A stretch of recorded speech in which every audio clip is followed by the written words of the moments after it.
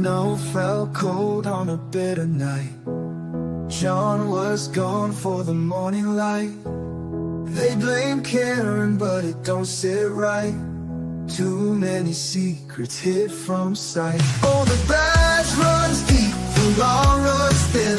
They stack the deck, but truth won't bend. The judge looks away, the truth gets drowned. Ain't no justice in Canton Town.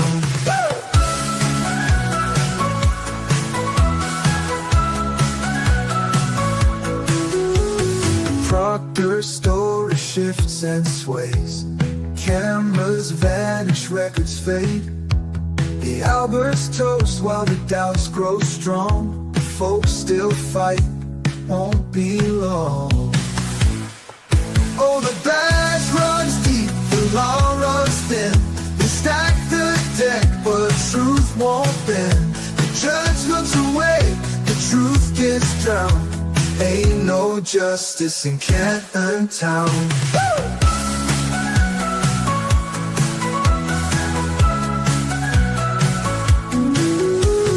Proctor's story shifts and sways. Cameras vanish, records fade. The Alberts toast while the doubts grow strong. The folks still fight, won't be long.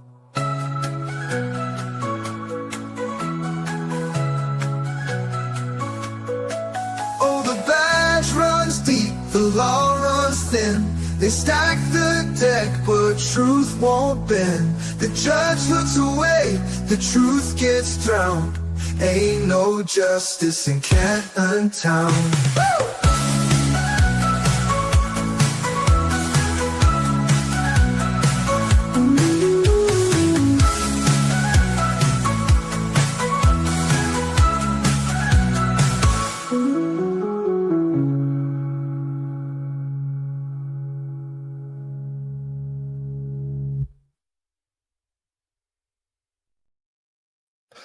Hey everyone, and welcome to a little catch-up stream on the Pee Dee River case.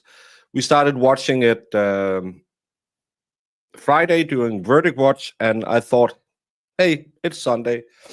I slept 10 and a half hours last night. I have nothing else until noon, where I will be joined by Britt Happens. So let's kick out 2 hours of this, then I'll go make myself some dinner and get ready for my Britt Happens stream. You heard the state's opening. This lady apparently befriended the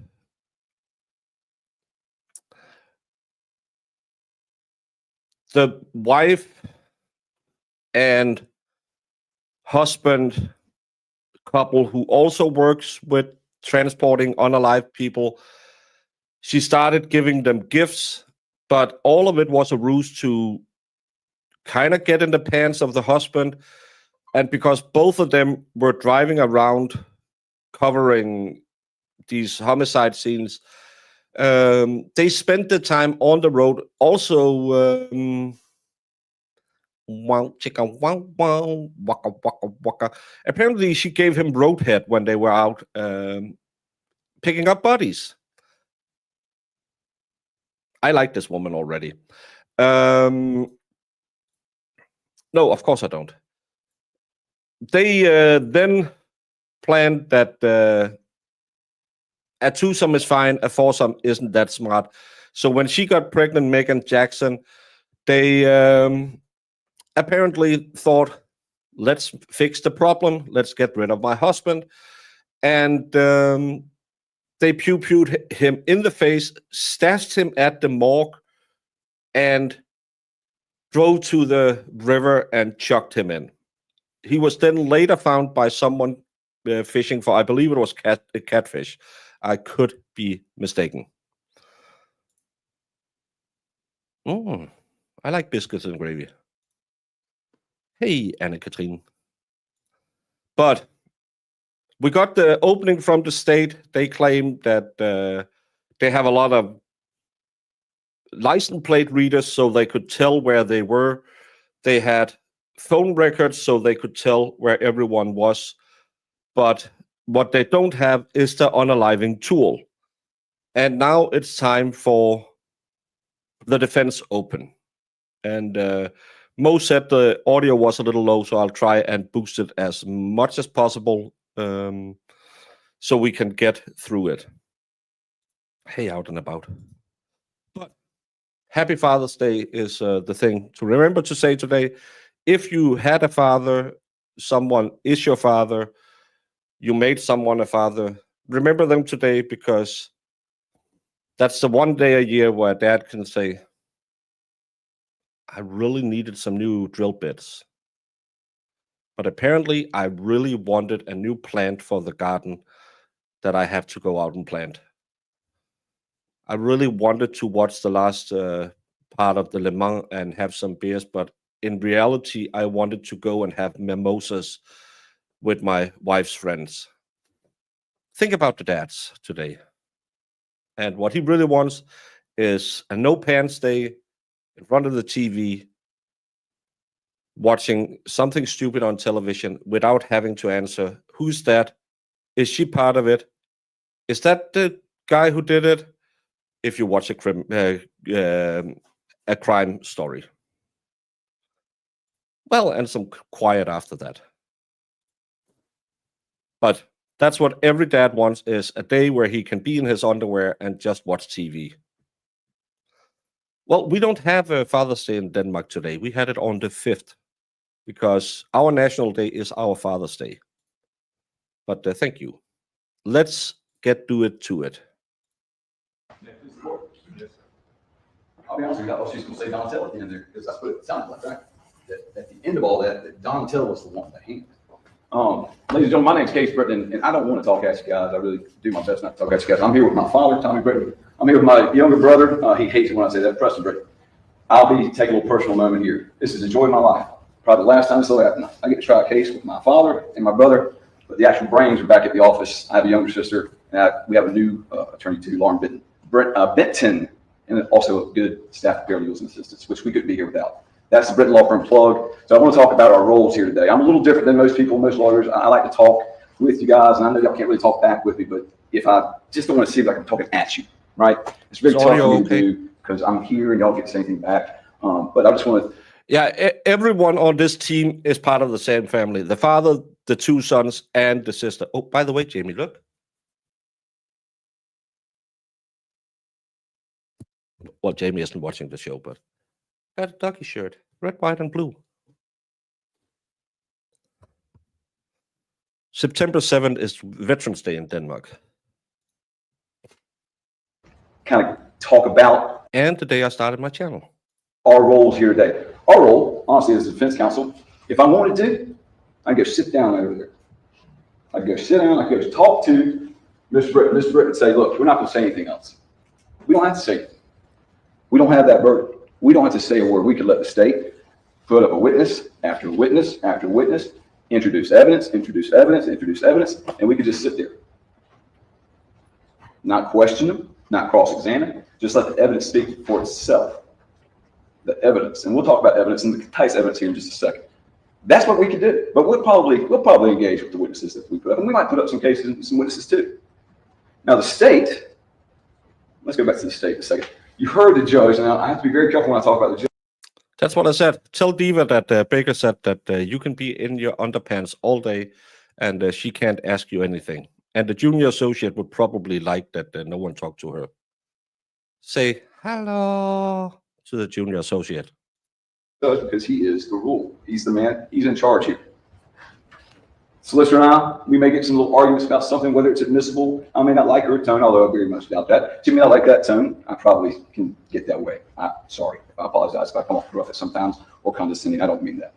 But the judge is the one that tells y'all or us if we're right or wrong. Sustained. Whoever made that objection, it's allowed. Overruled, can't. What's with the crazy eyes on Coral Lady? Yes, it's Solomon, but to make sure Valhalla doesn't cry about colors, I call it Coral. Happy Father's Day from Mark Baumeister. And Germany's Father's Day is the same as Kristi Himmelfart, so always a national holiday without being a holiday itself. Kristi Himmelfart is the Day of Ascension of our Lord, which is a holiday in Denmark as well. Do that. He's that guy. And then he, of course, like he said, he instructs you on the law. And he'll do that at a later date. Now, the heaviest lift in this whole entire courtroom, maybe besides y'all, the state. You've all heard these glorious things before. The burden of proof. It's heavy on the state. Innocent until proven guilty, right? Innocent until proven guilty. The state has that burden to prove beyond a reasonable doubt. And another fun little term there, reasonable doubt. We'll get back to that as well. That my client, who is shrouded in innocence, was presumed innocent all the way until y'all say she's guilty, until the state proves that beyond reasonable doubt. That's the burden they have through all their evidence that they have. Now let's talk about the evidence they have. You have usually two types of evidence. You got direct evidence, and you've got circumstantial evidence. Direct evidence, though, is like DNA, blood, crime scene photos. That's funny too, crime scene photos. So I'm not going to say there's not a lot of it. I'm not going to say there's zero evidence, zero direct evidence. But in a murder case, I'd like to see a lot more. I'd like to see a murder weapon. Don't have it. I'd like eyewitness testimony. Don't have any eyewitness testimony. I like video of the crime. I don't have video of the crime. I like audio of the crime. I don't have audio of the crime. I don't have any of that. I don't have any of that direct evidence. The stuff that a murder case should have. Do you have the weapon? Well, but let's talk about circumstantial evidence, because this case is loaded with it. Now, circumstantial evidence, I like circumstantial evidence. It gets a bad rap in like TV shows, and you heard the judge talk about that in movies. You know, it wasn't me, it was a one-armed man, you know, that kind of stuff. Those things, it's circumstantial. I love it because it requires y'all to infer. It requires y'all to question. Does it prove what it says it proves? A really good example, and I have to give my brother credit for this. You walk outside, the ground's wet. You remember last night, forecaster didn't say it was going to rain. Ed didn't say it was going to rain. So you think, well, maybe it rained. Also, possibly though, did your sprinkler system turn on? So what in the world could help you figure that out? Well, you kind of look over at your neighbor's yard. Well, his ground's wet too. What does that prove? Nothing, but except both your grounds are wet, because his sprinkler system could somehow run at the same time as yours. All right, so maybe you look to your neighbor to the left. Holy cow, his lawn is wet too. Now, if I'm the person that walked out and looked right and left, I'm starting to think, okay, it rained last night. I must have missed something. Quick shower. Hey, you live in Myrtle Beach, international waterway, rains in Conway, doesn't rain in Myrtle Beach. That happens. All right, that's plausible. It's possible. All right. Then you look across the street, and it's like the Sahara Desert. Your neighbor's got not a drop of land over there. Look to the left of his house, dry as land over there, and you look to the right of his house, sprinkler system still going on. There's a flood going on. What do we know?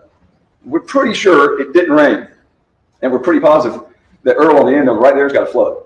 He forgot to turn the sprinkler system off, right? So the circumstance is different because of the way you view it. You have to add it. You have to link those chains. You have to see that the fact that your neighbor's yard is wet, that makes it a stronger connection that something happened that made the ground wet. It doesn't necessarily prove that it was rain or prove that it was sprinklers. So you look to your neighbor's yard. It does the same thing. It's wet, but it doesn't necessarily prove it. It does make the causation link stronger. But then you look across the street and you see that's not wet. It's dry. So what do you know? You know that no matter how strong this link, it doesn't matter. It doesn't prove that it came from the sprinklers. It doesn't prove that it came from the rain. You need that other inference. You need to look at all the surroundings, everything. Well, Sue has been talking. We actually tried to cover the boyfriend's case, but he pled guilty just as the case was about to start. And because Sue always says, I contribute to the PD, mostly the P in the river, we should cover this case. So I said, that's weird, but we'll do it. So I am but a wishing well for Sue, because she gave me the Sue bird. And I know some people have been following along, but I think it's really interesting. There will be some very heart-wrenching moments, just to warn everyone. And this circumstantial evidence explanation is actually good. Gets a little long, but and he forgot to figure in it could have been Crash Daddy that made everything moist. I wonder if her face is more on fire than the Ferrari box during 24-hour Le Mans, right? Oh, they have a fire in the Ferrari box? Oh, hopefully the Dane can come back.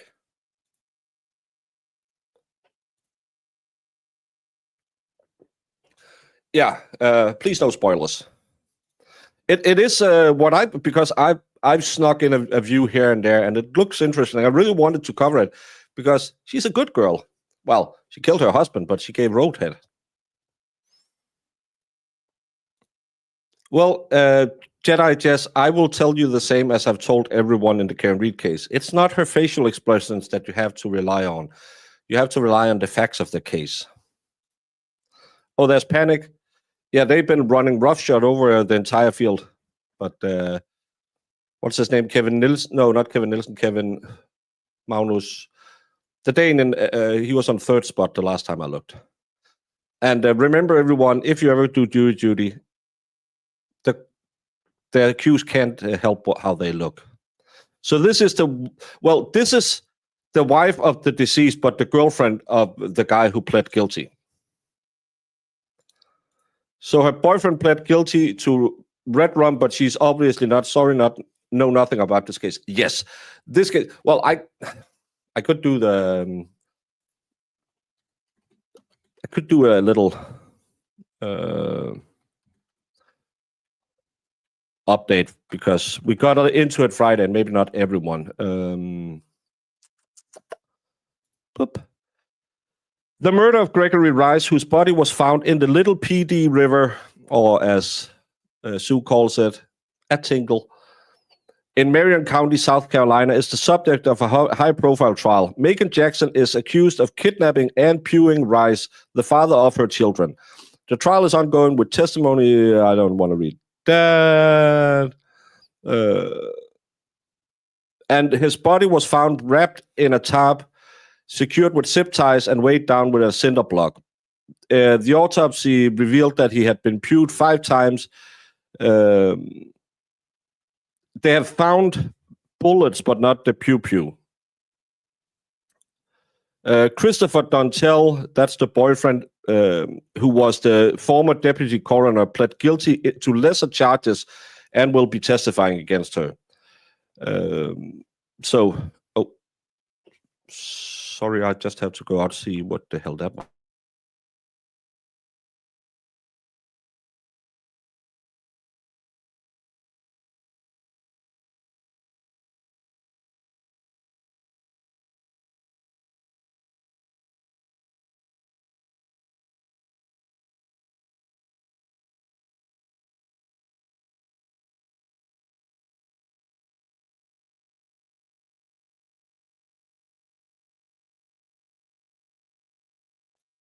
Sorry, just someone walking around outside. Yeah, it's her husband that got pewed, but her boyfriend helped, apparently. Who the? Someone keeps walking past. That's what circumstantial evidence is. Now, in this case, we got a ton of it. A ton of it. Yes, you heard Madam Solicitor talking about the phones being together. Every single thing you heard Madam Solicitor say, guess who else was in there? Dontell. Then she goes at the end there, one of my favorite parts, the hand of one is the hand of all. So are they trying to tell you that you can convict Dontell? Just go ahead and convict Meagan Jackson too? Is that what they're trying to tell you? That if you can infer from all the evidence that Dontell is the one at the beginning of this, the end of this, the middle of this, and the one that has the most to lose, the one that has the motive? Deputy coroner, wife and kids? Meagan Jackson had written Gregory Rice off. She's done. 15 years, gone. See ya. Bye. She's already done something. She didn't need to do anything with him anymore. But a deputy coroner, don't touch me, man. I'm a deputy coroner. He's got something to lose. That's motive. Again, circumstances. I want you're going to hear all kinds of evidence. We're going to try to cross-examine the best we can. Take each piece of evidence. Look at it. Look at the circumstances. Seriously. Most defense, when you've got a criminal defense attorney up here telling you to look at all the evidence, how many times you hear that? How many times you hear a criminal defense attorney say, look at this. Look at it. Look, look. Yeah, I know some bad things are going on here, but look. Really look at it. And if you can do all that, not worry about it. because society's a little awful. I feel like we want the worst sometimes. Flip on the news. War, gun, who got shot today? It's a bad time out there right now. Now I'm a little different. I really am. I look for the best in people. It's probably because I guess it's why I do what I do. I'm always searching. And it's not about me, but I'm always searching for the best. Every single person. Every single one. You. Everyone in here too. It was my neighbor who had ordered someone to come fix his surveillance camera, so there was a reason why I ran out there. Love them. Don't know them. We have a chance. Yes, they work for the coroner's office. So did he earlier, but this guy came and took his job. Then she started an affair, and when they were out looking for bodies, she was a good girl and gave him roadhead. Valhalla, I plead not guilty. Plead not innocent. I call innocent. She gave roadhead. She inherited money. That's why she could pay for the other side as well. The state said in the opening she had inherited money from her parents. In this courtroom, these halls of justice, to show that the presumption of innocence is paramount. No? The innocent until proven guilty, means something. Means something. It means that you don't convict somebody of a murder without a murder weapon. You don't convict somebody of a murder without any video of a crime or a shooting, any audio of a crime, of the crime they're accused of, or shooting, or any 911 calls from an apartment complex of that evening with 5 shots. No 911 calls. 0. We don't do that here. We don't convict on circumstances that don't add up. It's like baking a cake or making some soup or whatever, missing the salt. You have to have everything. You have to have everything. I guarantee you. Well, hold on a second. One of my big things I was told many times working here, do not overpromise because you got to be afraid to underdeliver. Always got these little cliches. That's why I can't stand on this stuff. I just want to talk to y'all about it. I'm not trying to overpromise anything and underdeliver anything. I'm just trying to talk. We don't convict people on this kind of charge, of these charges, of these serious charges, with no murder weapon, no video of the crime, no audio. Just don't do it. Presumption of innocence means something to people. We just can't do it. And I guarantee you, I hope that we can take ourselves out of this negative world, look at this evidence that's going to be presented, direct as much or as little as there is, circumstantial as much as little as there is. Remember that she's innocent until proven guilty. Look at everything. Everything. This presumption of innocence means something. It does. And we will come back with not guilty. Thank you.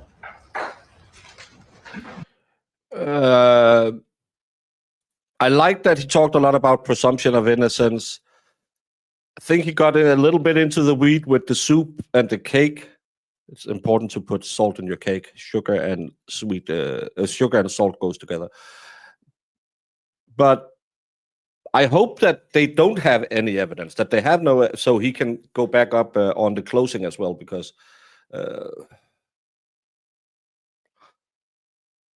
I think if you don't have a strong case, this is how you should open. Talk a lot about the presumption of innocence and what circumstantial is, and do all of that stuff. They have a big problem that her boyfriend is going to testify, and that's going to be hard to get around. But an opening case where you have a really bad opening statement in a case where it's really bad, I'll allow it, like Bev. No, they'll have to hit on the, well, we don't have any direct evidence. So, yeah. Yeah, but again, he has to sell his story to the jury, and kind of like with every other case, we have to evaluate on what case he seems to have, and he doesn't have much. So I think it was a good idea to just talk about presumption of innocence. They do that a lot when they know that bitch be guilty. By the way, Valhalla, we got yellow for Friday's stream. You might want to go appeal that one. That lawyer looks like René Auberjonois from Benson. I don't think I've seen that. Benji, is that the one with the dog? Yeah, I'll. Hey, Roadhead and Cake, I'm innocent all the way.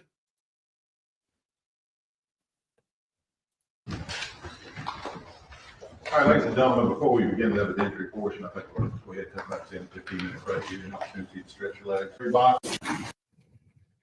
All right, we'll take about 15-minute break and come back. That's a good thing about being on delay. We can just skip ahead. Not have anybody else's notepads. We're ready to begin the evidentiary portion of this trial with the state's case. State, can you call your first witness? Thank you, Your Honor. The state calls Savannah Rice.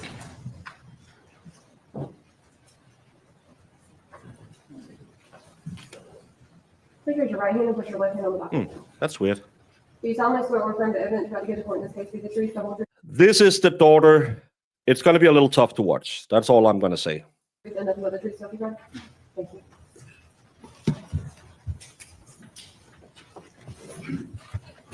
If you just state your name and then spell your last name for the court. Savannah Rice, R-I-C-E. Now, Your Honor. The message stream. Savannah, I know you're nervous. I get it. If you The can chat, just well, make sure you speak I can into the take it off. microphone, We just don't slow have down more a than little one bit so chat. the court can hear what you're saying, okay? And you always have to give what we call a verbal response. So if I ask you a question that's yes or no, you just have to verbally say yes or no, okay? Okay. How old are you today? I'm 19. Do you have any brothers or sisters?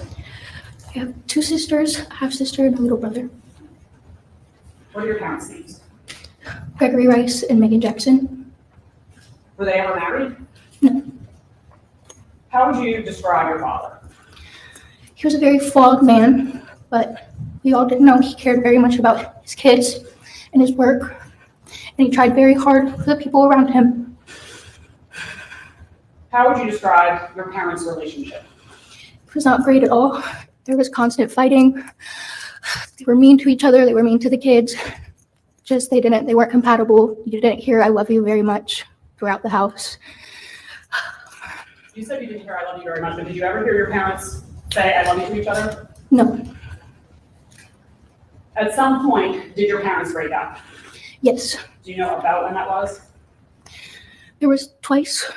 The first time I was probably around 9. He was cheating on her. The second time, they just needed to go their separate ways, and it was a mutual breakup. When your parents broke up, did they begin living in separate houses? The second time, yes. Where did you and your brother and your 2 sisters live? We lived mainly with my mother. Did your brother and sisters go to stay or visit with your father from time to time? They did almost every weekend. What about you? I chose to stay home. And that's okay. Why did you choose to stay home? He would make me nervous, but also my mom would tell me that we would go do something fun together, so she would bribe me to stay home, and I would. Despite the fact that you did not go over very often, did you still maintain contact with your father? The best of my ability, my phone was disabled due to my mother. I could only receive calls. When your brother and your sisters would go to stay with your father, would he pick them up and drop them off? Would your mother pick them up and drop them off? How did that work? My dad always came to the house to pick them up, and he would bring them back as well. When your father would come to pick your siblings up, did you go out and talk to him at all? Yes, I would go out and I would have a chat with him, tell him I loved him, give him a hug. That was about it. I'd tell him if I was going to come over the next week or not. Yeah, and remember, everyone has a facial expression. Some of us are blessed with a face that looks like a slapped ass, and we look like we're gonna unalive anyone, even when we are happy. I don't think she's looking at her mad. I think she's a little sad, and she might be a little concerned for her daughter who's sitting up there and clearly very emotional. I think I can read that in her face. Other people can see it as, oh, she's mean or as heck. Everyone looks at a person in a different way. But remember, we are all born with a face, and not all of us are blessed enough that we don't. As I said to someone today, if I didn't put all these filters on, I would kind of look like Krusty Pandies. She has the same beard as me. At some point after your parents began living separately, did you meet a man named Christopher Dontell? Yes, I did. How did you meet him? I met Chris because I, one, knew that he worked with my mom, but two, we moved into his neighborhood and I met his family and we started to hang out with his family and him. So when you say his family, was he married? Yes. Did he have children? Yes. How many kids did he have? He had 2 children. Do you know about how old they were? I believe the son was around maybe 1 and the daughter was 6, I believe. And you said that you guys moved into the same neighborhood as the Dontell family? Yes. About how far away did you live from them?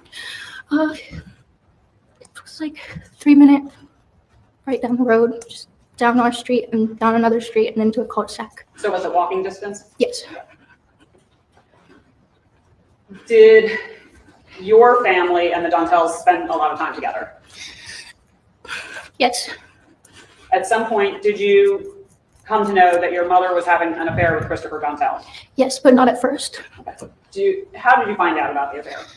I had some friends over and it was quiet. We went downstairs and we heard them having sex in their bedroom and it just kept getting louder and louder. And the next day I asked her and she said, I thought you knew. Do you know about how long that was before your father went missing?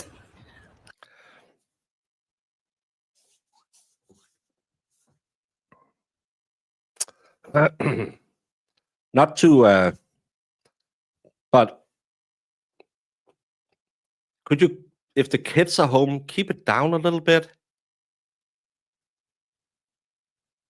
Is that the way that kids want to find out?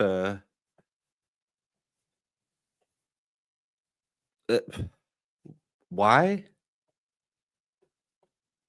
I don't mind a little smexy time, but it's kind of like when if you go back and visit your parents and stay with them, and you don't want your parents to hear it either. You don't want your kids to hear that you're going at it. It's yeah. There's not a lot of people watching this case. Well, I have, but they were on a different floor. And we all like a little brown chicken, wow, wow, waka, waka, waka, brown chicken, brown cow. But come on now, the kids are leaving every weekend. Only this one stays at home because you promised her fun weekend stuff.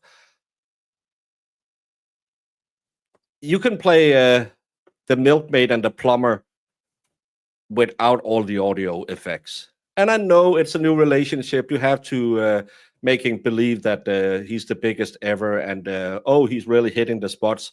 We know it's not true, but we like it when you do it. But still, keep it down. There's an audience. And if you don't, it's okay. I don't remember. Okay. This will sound like a silly question, but do you remember when your father went missing? October 2nd. What do you remember about sort of that time period? Still, Before or after? Or yeah, when you found out that he was missing. So October 2nd was a Friday night. Right? Mm-hmm. What happened the next morning? She woke up. We all got up. She got the kids ready to bring them to our dad's, which I already thought was weird because he always came to pick them up and he would come in to see me or I'd go out to see him, which it didn't happen this morning. So she got the kids in the car and this case is the father of this very frightened young woman, well, 19 years old woman, and her 3 siblings was found in the Little Pee Dee River in South Carolina, wrapped in a tarp, zip tied, and connected to a cinder block. They found out he had been pew-pewed 5 times with a 22, and instantly they started looking at his estranged girlfriend wife, the mother of all the children, who had broken up with him, gotten a new boyfriend who is also married and also have children. And spoiler alert, had gotten this chick pregnant as well. So they were both picked up for this. We tried to cover his case back in, was it October last year maybe? And he pled guilty to lesser charges. She didn't, and he will be there to testify against her. So it's someone who got together, and then because he found out, or she allegedly unalived him. Both of them were working for the coroner's office, and apparently when they went out on jobs, she was giving him roadhead while they were driving around. And nothing says moist o'clock like picking up a dead body. Just take some time to breathe. It's okay. Do you need some water? She brought the kids to his house, and she called me, and she was really frantic. She said she had searched everywhere. I'm sorry. It's okay. Take your time. She had said she had searched everywhere. She looked in his car. She couldn't see his keys or his wallet or his phone. She looked in the windows, and then she said she's going to call the police. And they came back, and that was really just... When you say they came back, what do you mean? Madison, Blake, Dakota, my siblings, and my mom. Okay. So that was the morning of October 3rd. How did your life change after your father went missing? My mom wasn't home even more often. She wasn't home due to her job most of the time, but it became a lot more when he went missing. Everybody was really emotional. We didn't go out at all. My mom did, but we didn't. We really just stayed in the house. It's okay. Take your time. Do you remember when they found your father's body?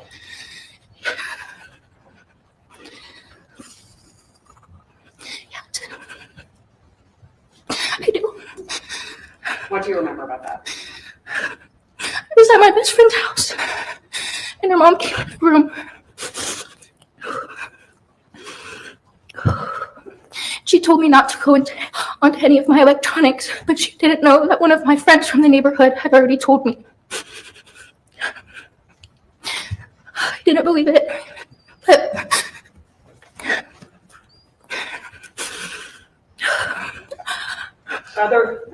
this is kind of like a big other. Was there anything significant about that day besides the fact that they found your father's body? That they told us my mom had something to do with it, and that all my siblings would have to be living somewhere else. Well, no, I mean, November 7th or 8th. Is there anything about, when's your birthday? November 7th. Did your mother ever mention your father during the time between when he first went missing and when they found his body?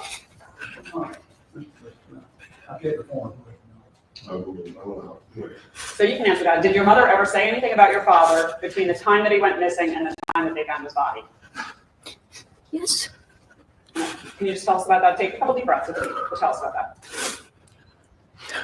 She had come home drunk one night, and I was in the kitchen, and my sister wasn't behaving, and I told my mom, and she started screaming, and my sister was upstairs, but then she looked at me, and she said, "I hope what happened to your dad happens to your sister." And I asked her, "What do you mean?" And she just wouldn't say anything. And that was before they found your father's body? Yeah, she's going downriver. That's gonna... This show of emotions and saying stuff like that about your daughter. Yeah.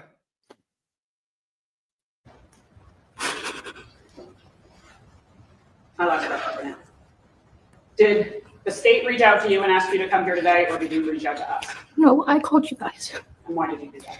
Because I believe that she This is not eligible for that information. Yeah, you can't speculate. I want to tell my Okay, truth. I think you can't answer that question, so we'll just, Oh, that's okay. Right. That's okay. I don't have any other questions for you. Mr. Britton's going to ask you some questions. If you need a break, just let us know, okay? And this is where we find out how good a defense lawyer he is, because he has to thread the needle very carefully. She's highly emotional. She's willing to call her mom a killer all the time. You have to be very careful what you get out of her. Cross-examination. No question. All right, you may step back. Oh, good choice. Aqua coratis. State and call your name, please. Your Honor, the state calls Isaiah Perkins. Do you solemnly swear affirm the evidence you're about to give the court in this case be the truth, the whole truth, and nothing but the truth, so help you God? Thank you. Could you just state your name and then spell your last name for the court? Isaiah Perkins, last name is Perkins. Officer Perkins, where do you work? I work for the Horry County Police Department, How long have you worked there? 6 years. What's your current assignment at the Horry County PD? I am a patrol supervisor. What are some of your duties and responsibilities as a patrol supervisor? I oversee the officers patrolling the precinct I'm assigned to, making sure they're doing their jobs correctly. How long have you had that position? 2 years. Let's turn your attention back to October 2020. What was your position back in October 2020? I was a patrol officer in the South Precinct. What area does the South Precinct cover? It covers Highway 501 south to the Georgetown County line. What were some of your duties and responsibilities back then? To patrol the area and respond to calls for service that were called in during my shift. Was one of your duties back then to perform what's called a welfare check? Yes, ma'am. So tell me, what is a welfare check? A welfare check is when someone, say like a family member or a friend, hasn't spoken to someone for an extended period of time or had concern about their welfare. They would call us to go out and make sure they're okay. So when you went out to make sure they were okay, kind of tell me what you would do, how you would do the welfare check. So I respond out there. I would try knocking on the door, making contact with the person. If I don't make contact with that person, I usually call all the local hospitals and check the jails to make sure they're not actually missing or need help immediately. Okay. Were you assigned to perform a welfare check for the victim in this case, Gregory Rice? I was. Can you tell me what address you responded to? I'm not quite sure on the exact address, but it was the Flint Lake apartment complex off of Clay Pond Road. Okay. And did that call, how did you get that call? It was given to me by the dispatcher. Did any other officers respond with you? This outfit, someone in some movie, she reminds me of, I don't know. It's a weird outfit. No, ma'am. Okay. What did you do upon arrival at that Flint Lake apartment address? When I got there, I witnessed the defendant standing outside the unit door. She told me kind of what was going on with the situation. She had dropped something off a couple of days ago prior to, and those items were still there. So she had called in a welfare check for us to check on them. Okay. Were you familiar with Meagan Jackson before you performed the well check there that day? I was. But how did you know her? Yeah, maybe it's Reese Witherspoon in Legally Blonde 2, I think, is the one where she wears it. But it is a Jackie Kennedy look. Jackie Kennedy had it a little, but yeah, looks like the suit of the show The Love Boat. Yeah, we all seen Legally Blonde. Bend and snap. At least it makes it easy to find your pocket. I bet you these are all fake pockets.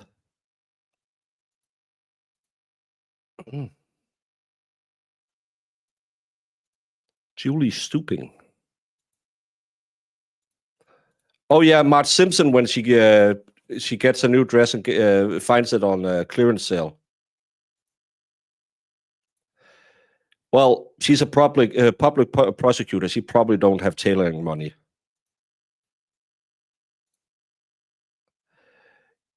Yeah, I don't like it when it's because it's kind of like having a suit on, Yuri Bukaki, and having high water suit pants. It looks really bad. You need to some of these dress or professional wear. You really need the right body. She was a transporter for the coroner's office. I often saw her on calls where someone was deceased and she would come and take possession of the body. Did you also know Christopher Dontell? I did Did you ever see Meagan Jackson and Christopher Dontell together? often. Was that unusual? It was not. What did you do to try to locate Greg Rice that day? So that day, we actually got a hold of the property manager who had a Thank you, Not Sure, for gifting a membership to Volstorm. Now Volstorm has, I don't know, I am the worst channel to be a member of because I don't do anything special. I think I have a few emojis that's special. You can use the Superbird. But thank you so much for supporting the channel and making sure that Volstorm now get notifications when I go live. key for the apartment. So we checked the apartment to make sure he wasn't in there. Seeing his wallet, phone, car keys in the unit at the front door, I checked local hospitals and the jails to make sure he wasn't there. Did you actually go in the apartment personally that day? I did not. Did Meagan Jackson go in the apartment? She did. Was Greg Rice at that apartment? He was not. What did you do after the welfare check was over? While walking back to my car, I had asked the defendant if she wanted me to do a report for him being a missing person.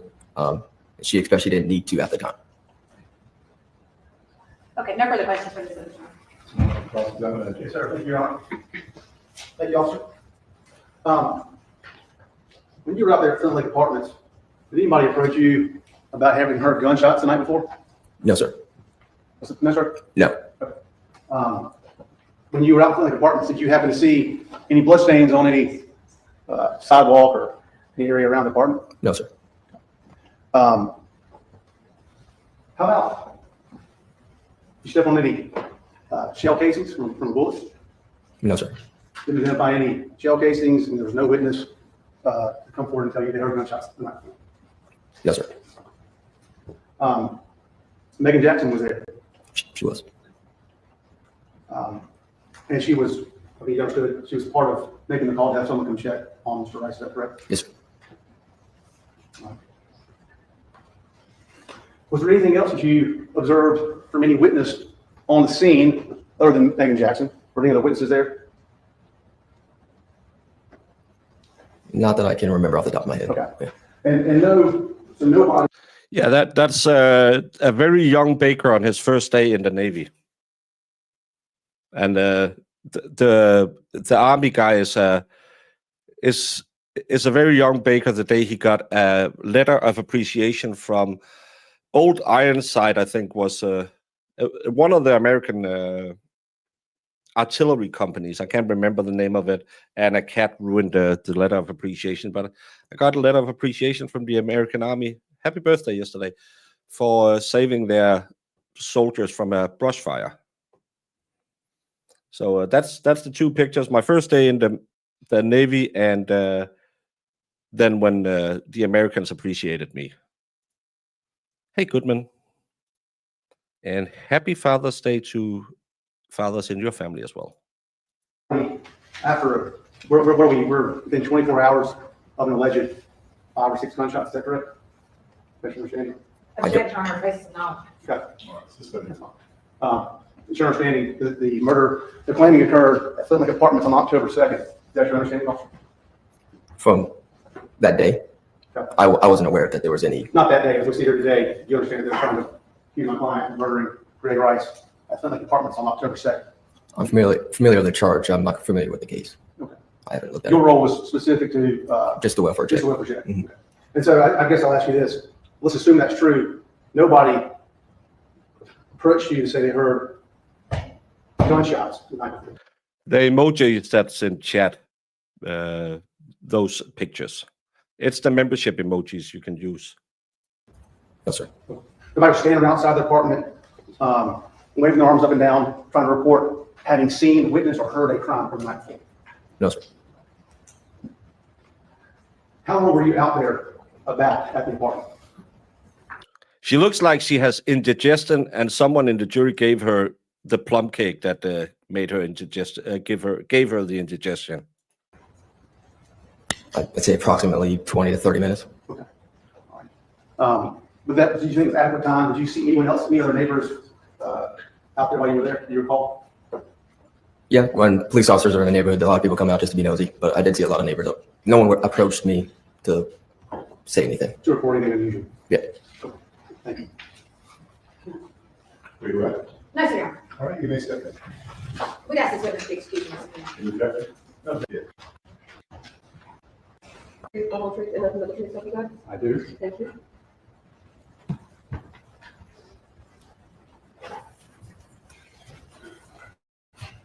Get you to state your name and then spell your last name for the court. Jeffrey Helfenstein, Helfenstine. Mr. Helfenstein, do you work currently? No, ma'am, I'm retired. Where did you retire from? Horry County Police Department. How long were you with the Horry County Police Department?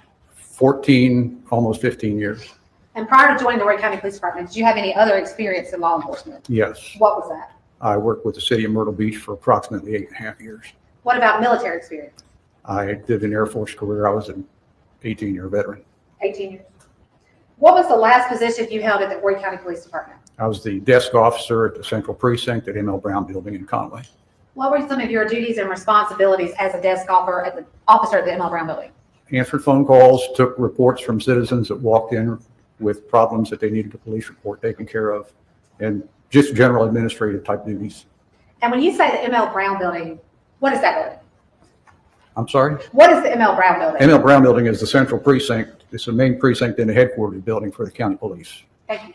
Were you working back on October 5th, 2020? I was. Did you come in contact with a woman named Meagan Jackson that day? I did. How did that come about? She came in to report a missing person. Who did she report missing?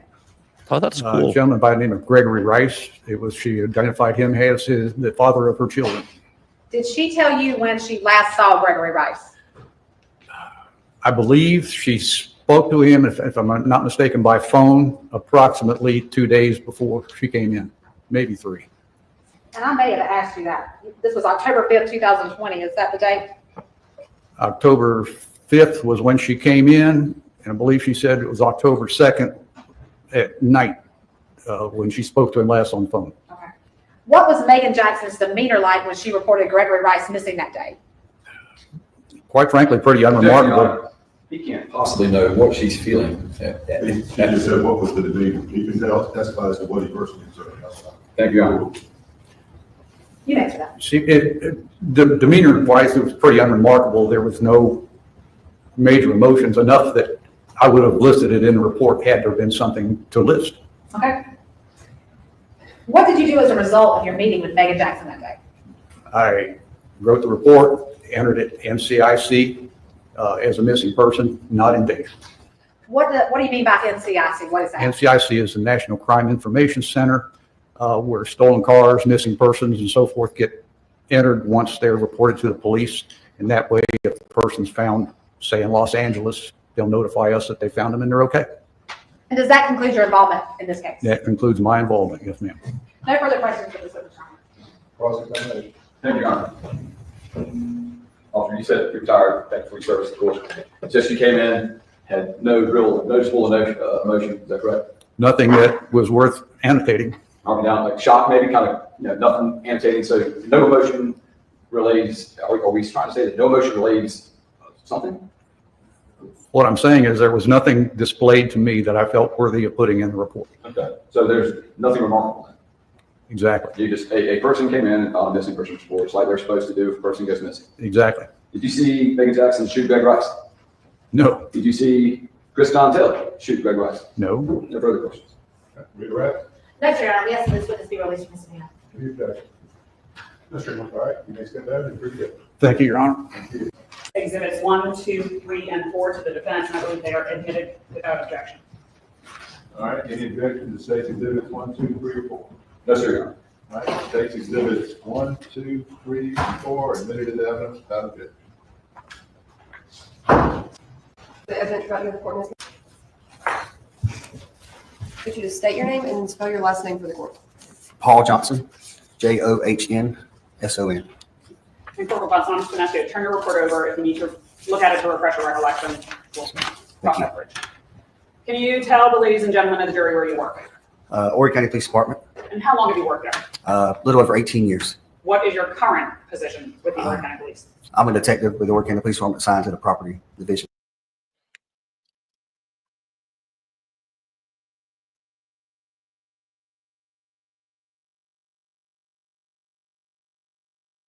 think I've seen this one in a movie too. It's called Mars Attacks. We talk about the defendant's face, but this lady, she would scare me if I met her somewhere. Imagine cuddling up next to her and looking her in the eyes. Ooh.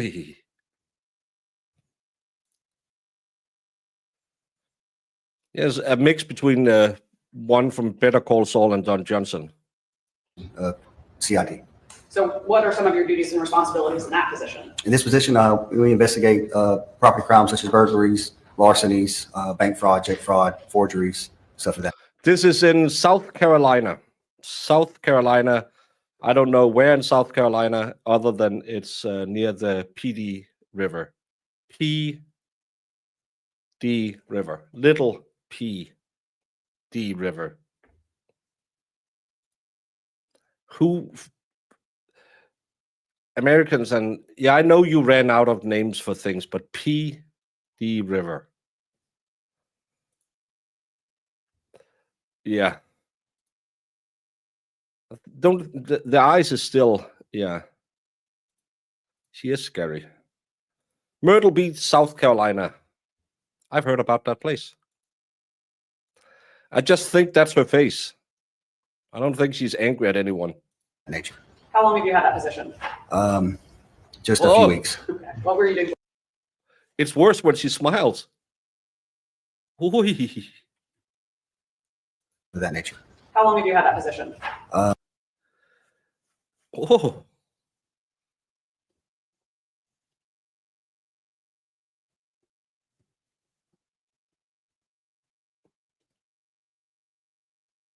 You can trust me. No, I don't want to allow you into my house. I'm not a vampire. I'm not gonna eat your blood. I don't trust it. I don't trust you. Yeah, she's the reason people believe in lizard people. Oh.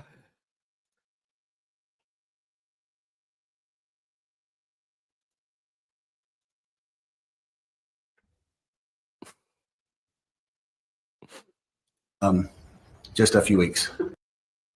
Oh, it's an Indian tribe. Still, Pee River. No, Bridget Nielsen looks way better than this.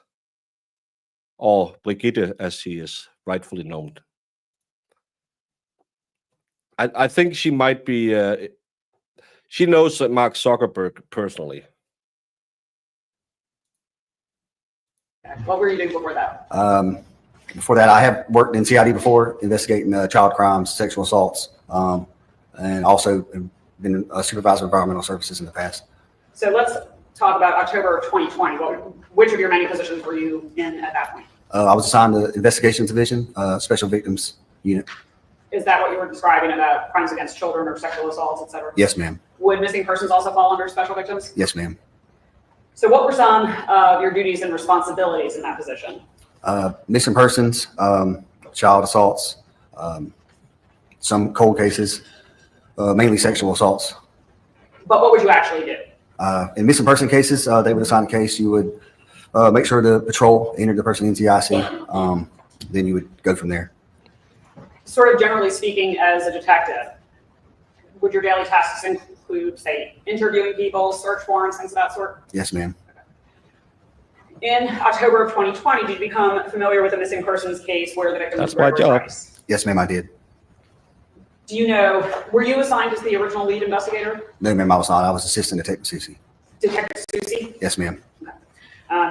So is there, you said you follow some sort of procedure, you make sure patrol has entered the person in NCIC. What other types of things would you normally do for a missing person? In the beginning stages, you would also send out a department email in reference to the missing person with a photo. You would also contact the South Carolina Law Enforcement Division. They would do a poster on their Fusion Division, send out statewide as a missing person. No, we're just trying to, I really wanted to cover this case because it's interesting. A coroner is on the trial. And sadly, we couldn't because of the can't read, but we started covering it Friday for Verdict Watch. They have Monday off. They are on day 4. I hope that's why I do a Sunday stream. I hope we can catch up a couple of days tomorrow when we are on verdict watch. So we have something to do while we're waiting for a verdict in the Karen Reed case, which we don't know when it's going to be here. And that's why, because a lot of people said, what are you going to do when the Karen Reed stuff is over? Watch other cases make fun of a prosecutor who looks like she believes the earth is round. Cook, cook. I'm going to show you what's been admitted as State's Exhibit 4. Is that the flyer that was prepared and sent out? Yes, ma'am, it is.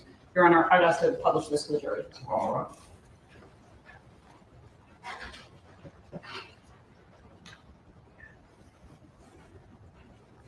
No, this case has one day off. No, the jury will be back, but this case is off tomorrow, so I hope we can catch at least a full day extra. As part of this initial protocol, would you try to get the missing person's cell phone records or bank records or anything like that? How would you attempt to locate them? Well, we would go out to their residence, make sure they are not home. If we still can't find them, we talk to family. And if we can't get a hold of any family, sometimes we'll do a search warrant at their residence and try to locate any cell phones, any kind of bank information to track them, stuff like that. In this case, were you able to speak with the defendant, Meagan Jackson? We were. And what, if anything, did she tell you at that point? Myself and Detective Susie interviewed Meagan at the police department. She stated she had dinner on Friday evening with the coroner. She then stated on Saturday that she went to the house. The victim was not there. She stated that she got a call for work and had to leave. She came back to the house. He still wasn't there, and that's where she contacted Dory County Police for a welfare check. Based on that initial conversation with the defendant, did you and Detective Susie or other investigators get a search warrant for the victim's apartment? We did. Did you also get a search warrant for the phone records? And then I'll go back to the apartment. I believe we did. Okay. So let's start with the search warrant for the victim's apartment. Why would that be an investigative step that you would take? Because we couldn't locate him. Sometimes. Yeah, Corey Richards would be interesting, but I got a channel strike on it when I covered it earlier, which never was resolved. RA and EDB had given me certain things I had to try. So I'm really afraid to cover the Corey Richards stuff because Sinclair Group, who has the feed from that, is really, really strict, which they shouldn't be because a court feed cannot be privatized. But I got a channel strike where I couldn't do anything for 70 days. And if I get another one, I'll have to do, I think, like a week with no streaming. So Corey Richards, even though it could be a very interesting case, maybe I need Marissa to try and yell at some interns and see if we can get, it's okay for my channel to show it, because it's a really interesting case.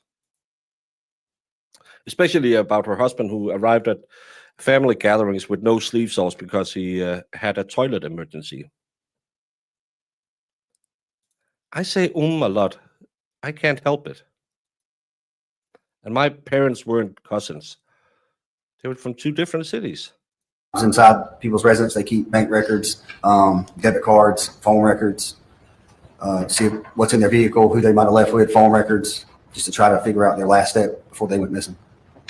Did you, in fact, search the victim's apartment on October 5th, the same day you spoke with the defendant? We did. Did anyone assist you with that search? Detective Susie and Sergeant Jim Chatfield. At that point, did you have crime scene with you? We did not. And why not? At that point, there was no reason to have crime scene. There was nothing out of the ordinary while we were searching that we would need crime scene for.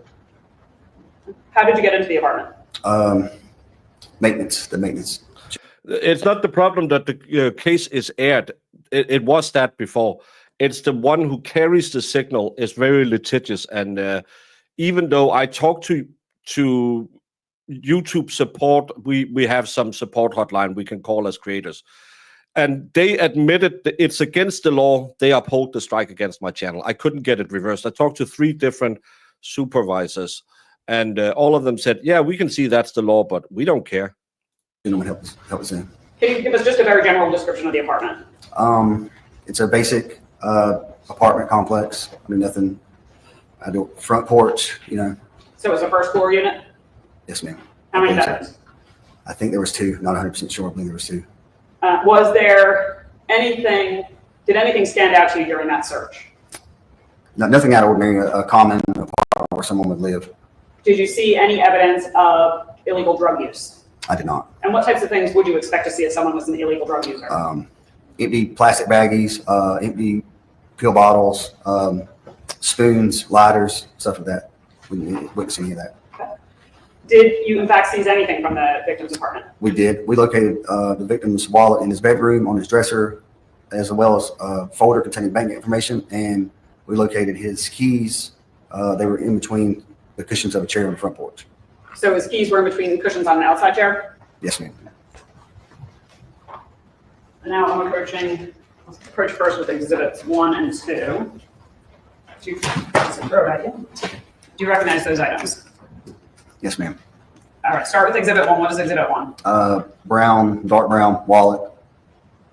And what's exhibit 2? South Carolina driver's license belonging to Greg Rice. And was this driver's license in the wallet when you originally found it? I believe so. Is that how you, and just make sure you're talking into the microphone. Is that how you were able to identify this as the victim's wallet? Yes, ma'am.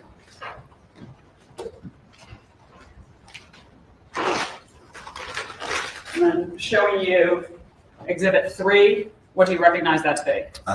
Car keys and miscellaneous keys, keychains. And is this a set of keys that you found stuffed between the cushions on that outside chair? Yes, ma'am.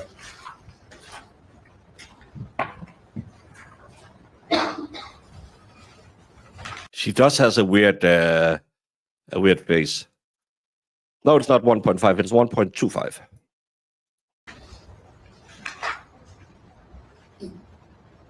Did you find that usual or unusual that the keys were in a cushion, stuffed between the cushions in the outside chair? Unusual? I can't ask you a leading question, so I'm saying, was it usual or unusual? I don't keep my keys there, but I mean, if someone was sitting there, they could have fell out of a pocket, I guess. Did you locate the victim's car? We did. Was there anything suspicious about the car? No, ma'am.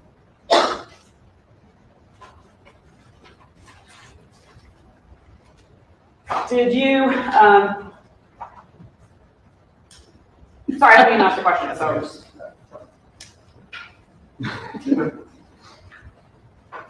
Did you speak with the defendant again that day?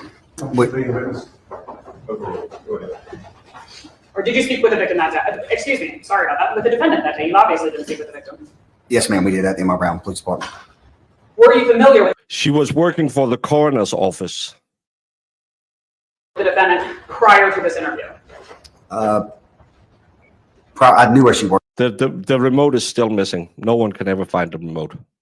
worked. I'm not sure if I'd ever had any dealings with her or not. She was familiar to you? Her job was familiar. I don't know if I'd ever actually been on the scene with her, but I knew where she worked. Okay.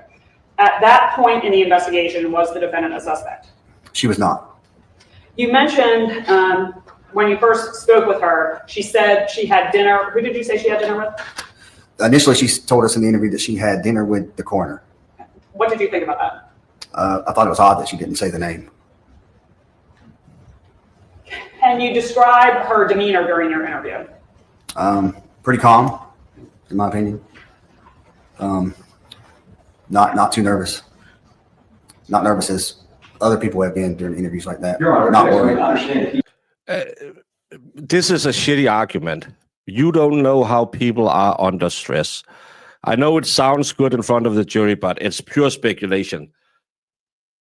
Again, the daughter was way more emotional than most witnesses. Should we hold that against her? This guy seems very blasé about someone getting on alive. Should we hold that against him? I hate it when they do this. Again, I'm a big fan of body language experts on YouTube because it's the biggest grift on the planet. But you don't know how people react. And this lady has a face that looks like, I don't know. So claiming that she's suspicious because she didn't act in a certain way, that's not how the police should act. But hey, I follow Jennifer Caffey Daffy online, so I know that you don't have to be smart to be a cop. He is sticking to demeanor, but what is calm to me is very different than calm to them. Overruled. I'm sorry, so her demeanor seemed more calm than other people in a similar situation? Just not worried would be my opinion. She was only 40 years old. Or she is 40. Nothing further at this time. We just answer any questions from Mr. Preston. All right, cross-examination. Yes, sir. Why? First of all, sir, you're not John Johnson. Second of all, John Johnson had loafers on. He didn't have shoes with laces on. Third of all, get pants that fit. And fourth of all, you know you could do standing calf raises. Then you can get a little meat on these chicken legs. You, sir, lost a lot in my book. Any questions from Mr. Preston? All right, cross-examination. Yes, sir. Remind me what day you were out there? October 2nd, I believe. October 5th. Remember the exact date. October 2nd or 5th. Mind if I look at my notes? You brought some notes with you? Yeah, go ahead and take a look at it.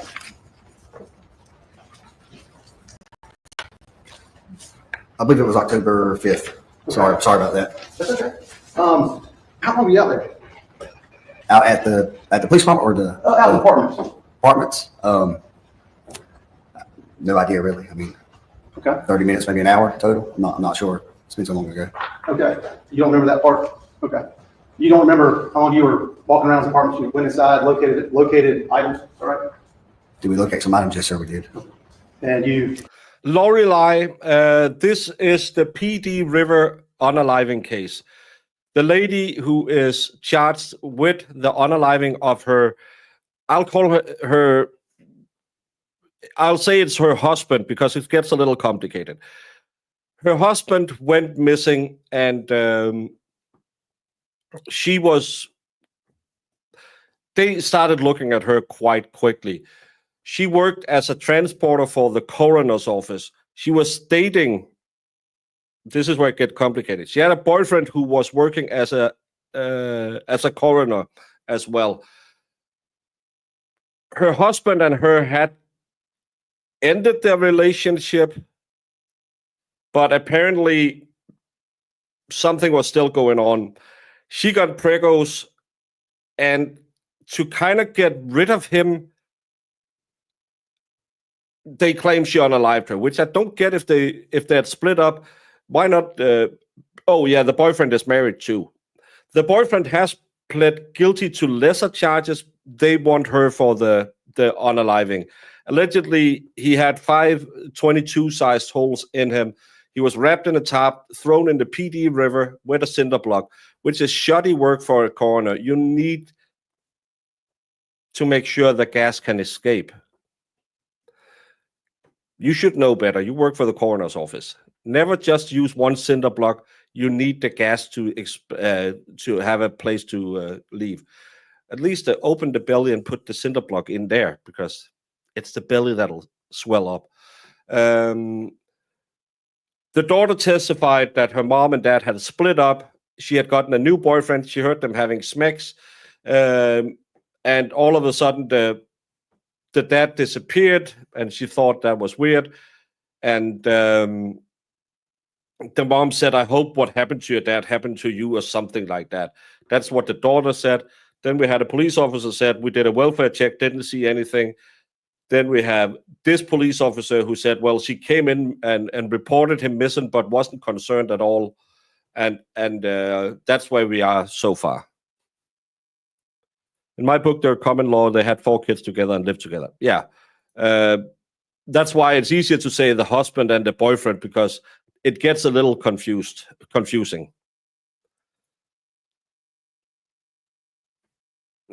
Why couldn't we have Karen Reed in a courtroom this size? Baby daddy is the legal term. Yeah, but she was preggo with her boyfriend as well, so she'll doubled up on. Oh, by the way, the first time they split up was because he was cheating on her. This is where I think there's a little what if, because if they had broken up before because he was cheating, why, if they had broken up, he moved out, why should she pew him just because she got preggo with another one? Why didn't she take out his wife? She could be the problem. I couldn't see why the baby daddy would be the problem. hopefully we'll figure it out. Yes, and the boyfriend will testify against her. I haven't seen him before, but yeah. It was a fake pregnancy. Jamie, no spoilers, please. I know you have been snooping around. Well, that's why you watch it on a channel where commentary is on. And then 45 people will write, could you stop commentating? Did the police look at her as fast as they did Karen Reed, or did they investigate properly? They didn't go to her 7 hours later, even though the coroner couldn't determine the cause of death for 90 days. We haven't heard any reason or any motive right now. Yes, the first time they stayed together, even though they split up, but he moved out. And that's why I'm thinking, why go and unalive him just because someone found out you were banging? Hopefully it'll be clear. Maybe there was some reason, maybe he didn't want his wife to find out or whatever, but let's see. Located an item, you did enough of a search to locate an item on the front porch, right? We did. Yeah, I know Don Johnson. Now, during your search around out there, 3 days after this alleged murder, did we see any bloodstains out there near the apartment? Are you asking me? I'm asking you, yes, sir. You asking me if I saw any bloodstains the day I was there? Yes, sir. The day you were there on October 5th, 3 days after this death. I did not see any bloodstains when I was there, no, sir. Okay. You're an officer, detective. You saw those. That's something you make a note of, right? If I saw bloodstains? Yes, sir. I didn't see any bloodstains. Okay. While you were there, did any neighbor run up to you and tell you about the gunshots they heard 3 nights ago? I don't recall anybody telling me about gunshots. Okay. While y'all were searching around, did you come across any bullet casings, shell casings? I did not find any shell casings, no, sir. Okay. All right.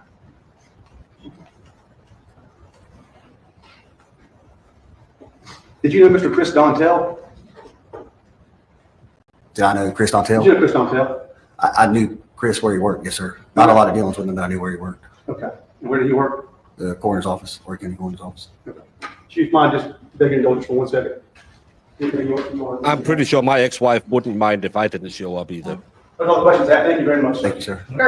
Thank you, Your Honor, very briefly. When you went out to Flint Lake Apartments, did you confine your search to the victim's apartment and car, or did you walk the whole complex? Car in his apartment. Nothing further. All right, you may say that. And Your Honor, I would ask that he be released from his subpoena. You bet. I like that it's going fast. David Restaurant located to testify during trial, an agreement bind between the parties that if David Tennant were to testify during trial, he would testify. He played Doctor Who, David Tennant. Oh, that could be cool if he's involved in this. That he is a manager at Abuelo's Restaurant located at 710 Coastal Grand Circle in the Myrtle Beach section of Horry County, and that he was in that position in October of 2020. He would further testify that during October of 2020, Abuelo's had video surveillance inside of the restaurant. He is familiar with that surveillance system, and that while the date stamp on the surveillance was correct, the time was off by approximately 35 minutes. He would further testify that in October of 2020, members of the Horry County Police Department requested copies of the video surveillance footage from the evening of October 2nd, 2020. He provided them with a copy of the footage, a copy of which is contained on State's Exhibit 14. The video footage was not altered in any way. He reviewed that exhibit and did initial it as a copy of the surveillance video that was provided, and that was signed There's a jury there. So I would ask that Exhibit 14 be admitted. All right, is that stipulation? Yes, sir. Not to the admission, just to prove a chain where that is. But the stipulation. This is that. Your Honor, The one with the purple hair was this is a the true daughter. and correct copy of the video that was provided. I believe will establish the chain. Well, ladies and gentlemen, there is a stipulation as read to the court by Ms. Walter. Now, the parties have stipulated to that fact. So that is not a factual determination that you will need to make. They both agree that is a fact, as in this case, that's what she read. All right, she's tendered State's Exhibit 14 into evidence. Any objection? That's right, Your Honor. All right, State's Exhibit 14 is admitted into evidence without objection. Thank you, Your Honor. Next, there has been a stipulation An agreement by and between the parties that if Cal Cricket were to testify during the trial, he would testify that he is the owner of Just Ask Cal, located at 201 Fresh Drive, Suite D in the Lowe's Food Shopping Center in the Myrtle Beach section of Horry County, and that he was the owner in 2020. He would further testify that during October 2020, Just Ask Cal had video surveillance covering the exterior of both the front and back of the store, and he is familiar with that surveillance system. He would further testify that in October 2020, members of the Horry County Police Department requested copies of the video surveillance footage from the evening of October 2nd, 2020 into the morning hours of October 3rd of 2020. He provided them with a copy of that footage, a copy of which is contained in State's Exhibit 21. He would testify that while the date stamp on the surveillance was accurate, the time stamp on the footage was approximately 10 minutes off in real time. The video footage was not altered in any way. He has reviewed that exhibit and signed it to indicate it is a true and accurate copy of the surveillance video he provided. Again, that was signed by myself and Mr. Casper. All right, is that a stipulation? Is it defense for? Yes, sir, Your Honor. All right. And I would ask to admit State's Exhibit 21. All right, any objections, State's Exhibit 21? No, sir, Your Honor. All right, so stipulated, State's Exhibit 21 is admitted into evidence. Your Honor, may we approach just about scheduling? All right.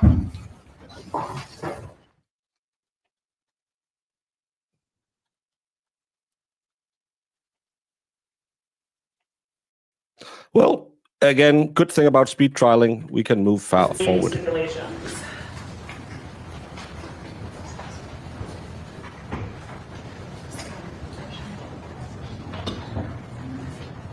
Oh, she was out on bond and violated the term twice.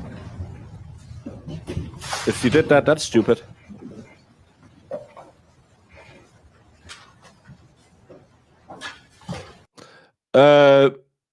I am here to inform you that she is wearing, as Valhalla calls it wrongly, a coral suit. She is the prosecutor. She has crazy eyes. This case is about a woman and her boyfriend unaliving her husband and dumping him in a Pee River.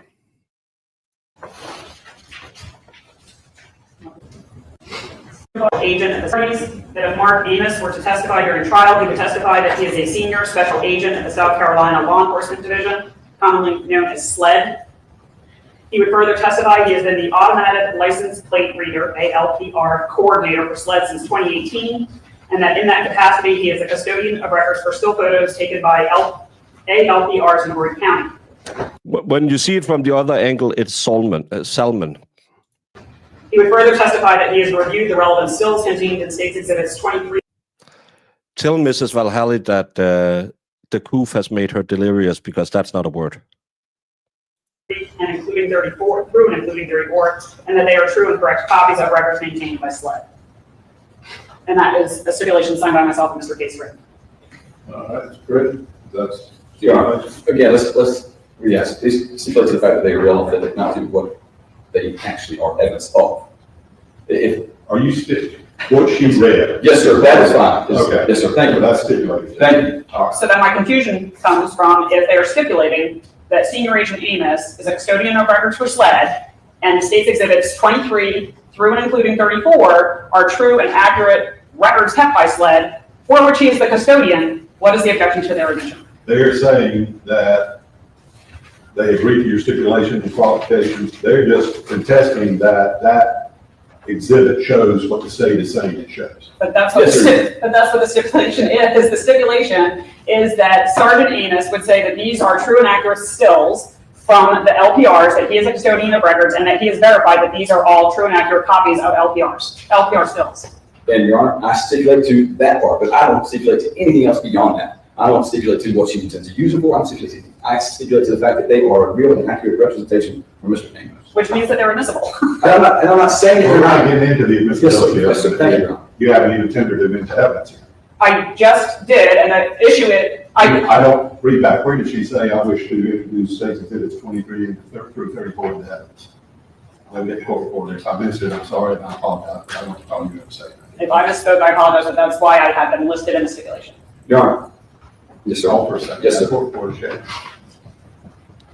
Valhalla, you also claim that you are not in the Marines or the Navy. So again, I'll take anything you say with a grain of salt. I don't like this prosecutor. She seems to be trying to slip a lot of stuff in, and this judge, I like him because I didn't hear you put it into evidence. That's not what you said. Who keeps smiling?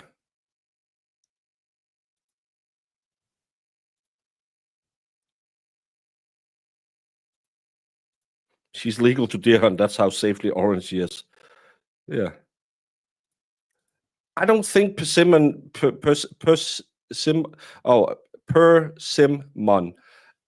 is real. It's just Valhalla.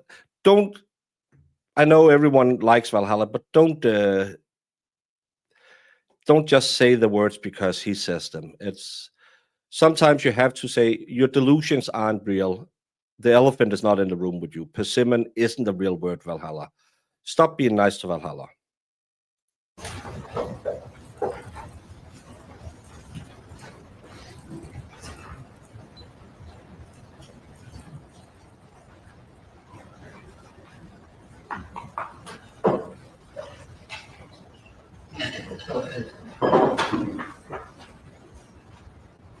That is a stipulation. And that is a stipulation signed by myself and Mr. Baker. Bars in Orange County. Hey, Lefty. He would further testify that he has reviewed the relevant stills contained in State Exhibits 23 and including 34, true and including the report, and that they are true and correct copies of records maintained by SLED.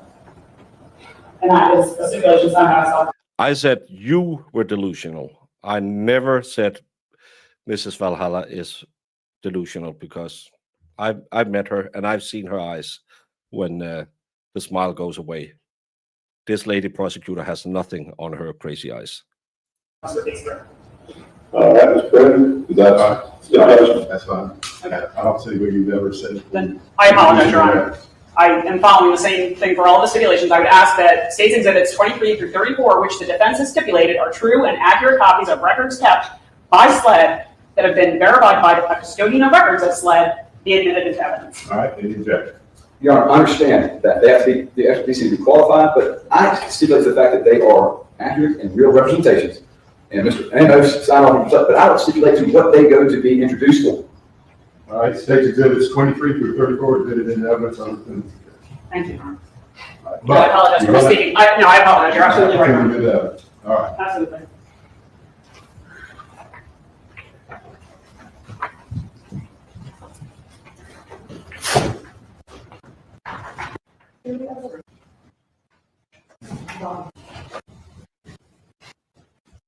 With the Rivers and Brian, there has been an agreement by between the parties that if Brian Stewart were to testify during trial, he would testify that he is familiar with the Rivers Edge community in the Conway section of Horry County and that he has lived there for approximately 11 years. He would further testify that he was the president of the Homeowners Association for 3 years, including during 2020.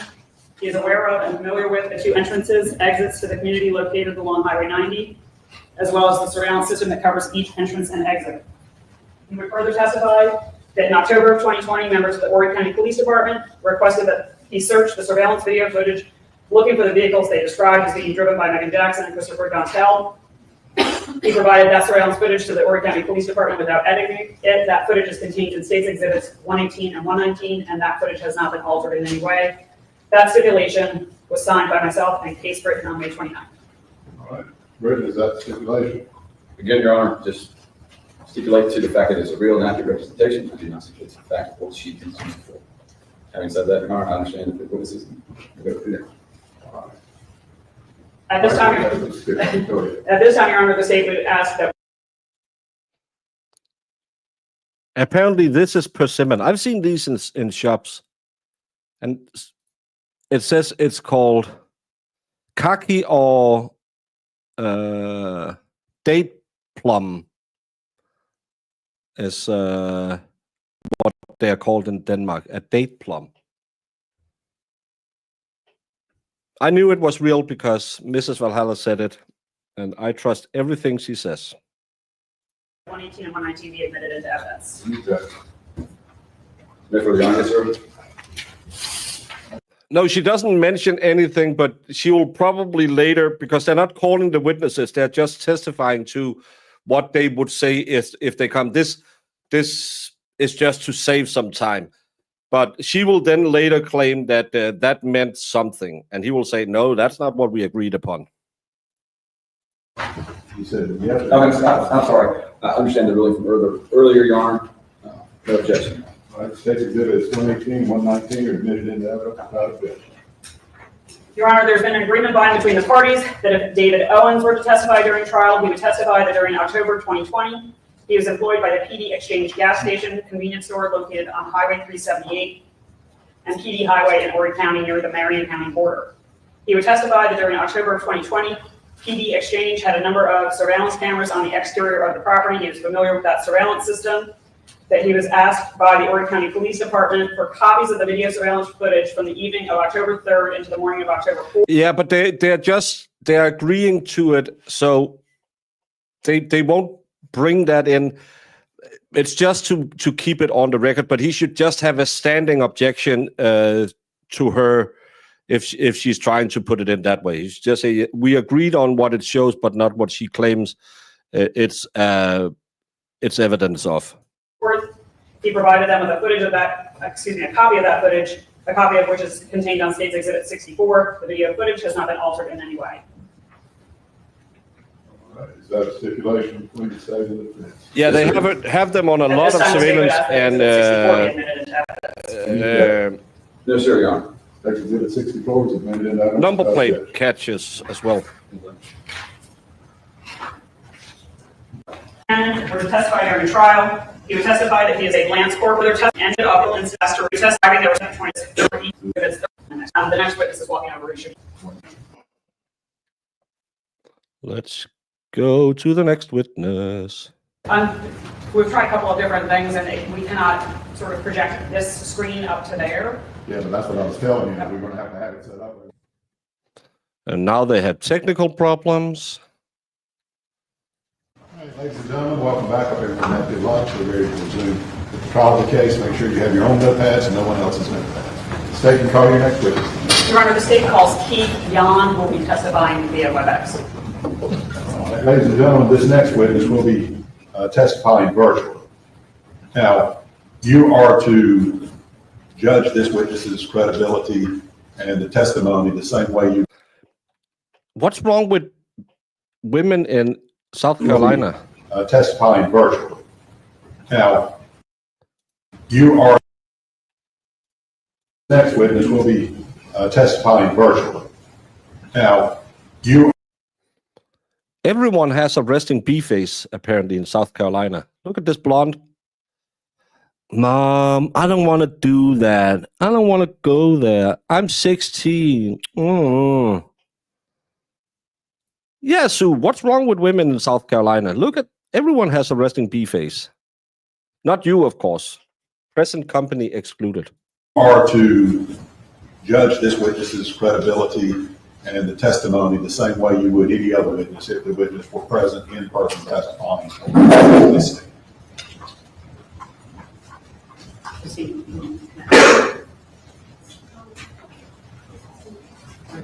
Keith, can you turn on your camera?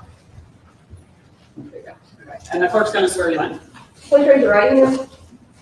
Do you solemnly swear or affirm the evidence you're about to give the court in this case will be the truth, the whole truth, and nothing but the truth, so help you God? I do. Thank you. Keith, can you state your name and spell your name for the court reporter, please? K-E-I-T-H dot Y-A. Is he disabled? And where do you work? I work for NEI Recognition Systems in Winter Strikes Control. What did your company do? We develop, produce, and sell license plate recognition to law enforcement and homeland security. How long have you worked at NDI Recognition Systems? 22 years. And what is your current position? Chief Operating Officer. And what are some of your duties and responsibilities? Responsible for the general day-to-day operations of the business, from sales to support to production, installations, all of our operationals throughout the country. Okay. Can you explain to the jury what a license plate reader does? Sure, a license plate reader is a system devised of a camera connected to a computer that typically sits on the side of the road. The camera takes pictures of every vehicle We heard that a lot during the state's opening, that they have them on a lot of number plate readers. So he's just here to tell you what a number plate reader is, so they can prove they work. Passes by and digitizes that picture and sends it to the computer that's attached. The computer then looks for the license plate in the picture, and it actually reads the text on the license plate, and then sends that immediately via cellular modem to a server based at the state in the South Carolina Law Enforcement Division. That all takes place sub-second, so it's almost instantaneous. And then it stores that data in the server, where it can be used for either historical analysis or to match immediately against hot lists that are also stored in the server. What do you mean by hot list? A hot list is a list that's typically created by the FBI, the state, or a local law enforcement agency. And it's a list of license plate numbers and why they may be wanted for some purpose, whether that be a stolen vehicle, a stolen license plate, expired insurance, wanted person, something like that. How long have license plate readers been in use? They were actually developed in the mid-90s. They've been in use ever since. Do you have knowledge of license plate readers in Horry County? I do, yes. And specifically, do Myrtle Beach and the city of Conway use LPR systems provided by your company? Yes, both do. Can you explain how an LPR system obtains the date and time? Well, let me back up. If a still is created from the LPR system, does that contain a date and time and location? It does, I'm sorry. When that data is sent from the roadside computer to the server, it does include a color overview picture of the vehicle, a zoomed in black and white picture of just the license plate, along with the location, the camera name, the date, the time, and the GPS coordinates. How does the LPR system get the date and time that it uses on those stills? The date and time from those stills comes from the computer that's on the roadside, which is a Windows-based processor. So it uses Windows time synchronization, which means every 9 hours, every 9.1 hours actually, that system will go out through the internet to a time server, which is pool.ntp.org, which is run by Microsoft, and it will synchronize the time. So the time is synchronized through the web every 9.1 hours. Did you get the first part of that website? Can you do that?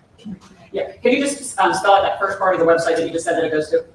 Sure. It's not an actual website you go to and visit. It's just for time synchronization.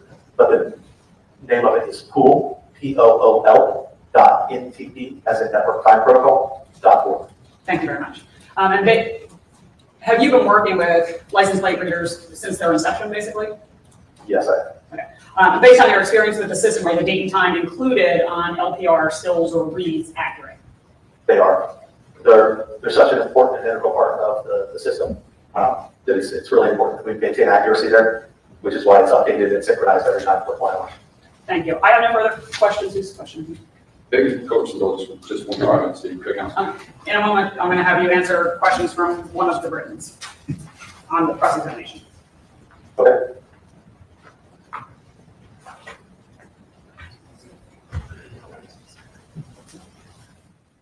Sue should know this. It was Well, she's not sure. for you today. Okay. Thank you. Let me ask you about, do you know how many, you see here today, how many LPR cameras there are in Horry County?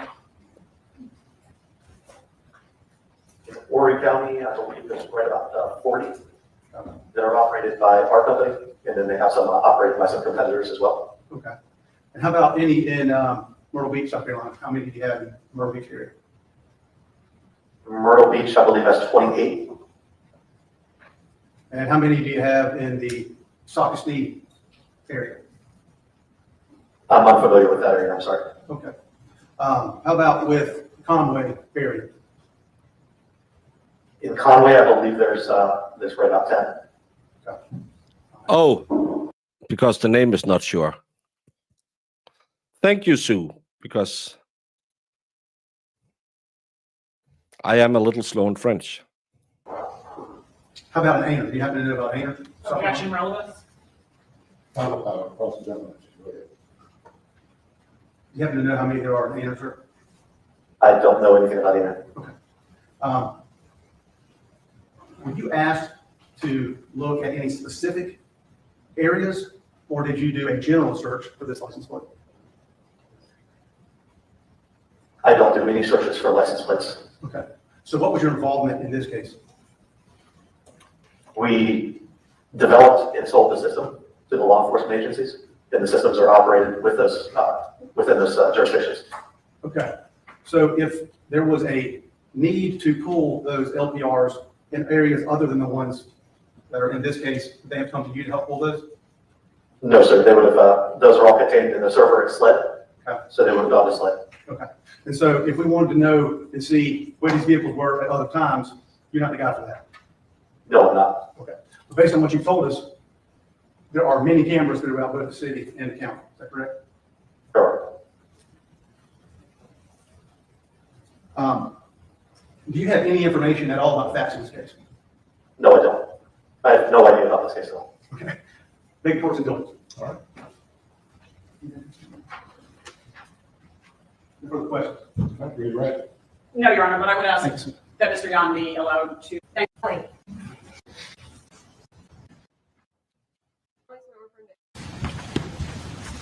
Sergeant Jonathan Kelly, last name is spelled Kelly. Sergeant Kelly, where do you work?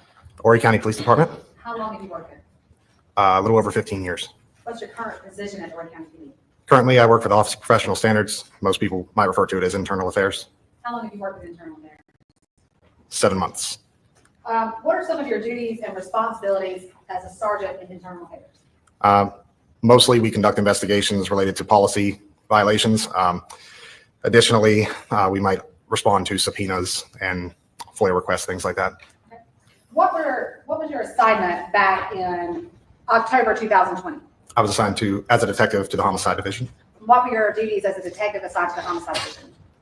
to investigate death investigations or violent assaults, robbery, and anything else, any other types of crimes that I was asked to do. Also assist other officers in whatever crimes they were investigating. Were you asked to assist in the investigation into the murder of Gregory Rice on October 2nd, 2020? I was. How did you become involved? On, I believe it was October 13th, I was asked to go to Abuelos near Coastal Grand Mall in the Myrtle Beach section of Horry County. And I was asked to obtain surveillance to see if there was, if the defendant and co-defendant were on surveillance. Okay. And were you able to get surveillance footage from Abuelos? I was. We got footage from. Were you able to get surveillance footage from a boy? Don't get it from boys. Get it from the restaurant. Roughly 6 p.m. to 11 p.m. And could you see the defendant on that footage? I did. Did you verify when you were out there that the date and time on the footage was correct? Not the first day. So when we obtained surveillance on the 13th, we obtained, like I said, from 6 p.m. to 11 p.m. And I then took that footage back to the office and reviewed it. I remembered after reviewing it that we hadn't verified the timestamp with current time. So the next day on the 14th, I went back to the location, verified that the timestamp was 35 minutes fast. So you'd have to subtract 35 minutes from the timestamp on the video to get real time. I also noticed during that time that we missed an angle the first time. When we were downloading the footage, we were trying to just get footage where patrons would be. So we didn't download the portions related to like back of house, like the chef's cook's area. Okay. So I observed a different angle as I was verifying the timestamp. So I also got additional footage that day as well. You said you verified the date and time. How did you do that? I looked at what was displayed on the live feed, and then I looked at my cell phone and just compared the two. So you found that movie, so it was 35 minutes ahead? Correct. Okay. I'm going to show you what's been marked as State's Exhibit.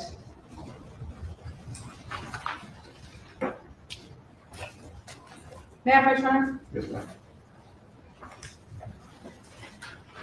State's Exhibit 14 has already been admitted in evidence. Did you get a copy of the video from Abuelos? Yes. Did you provide a copy of that to the solicitor's office? Yes. Have you reviewed that flash drive? I have. And is that a copy? I should have a copy of what you provided. It is. Okay.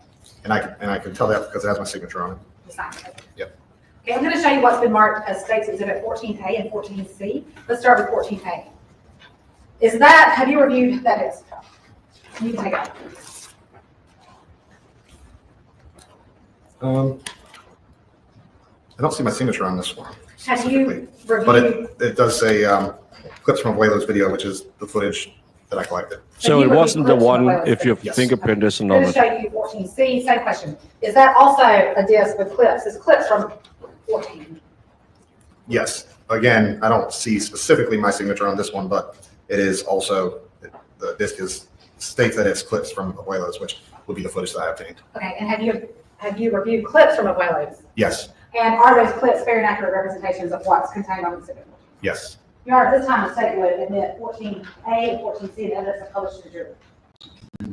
Yes, sir, Your Honor. That we instructing the witness that he's not able to establish the proper chain of custody for it. There's no signature on those documents, on those discs to identify that he's the person who handled them.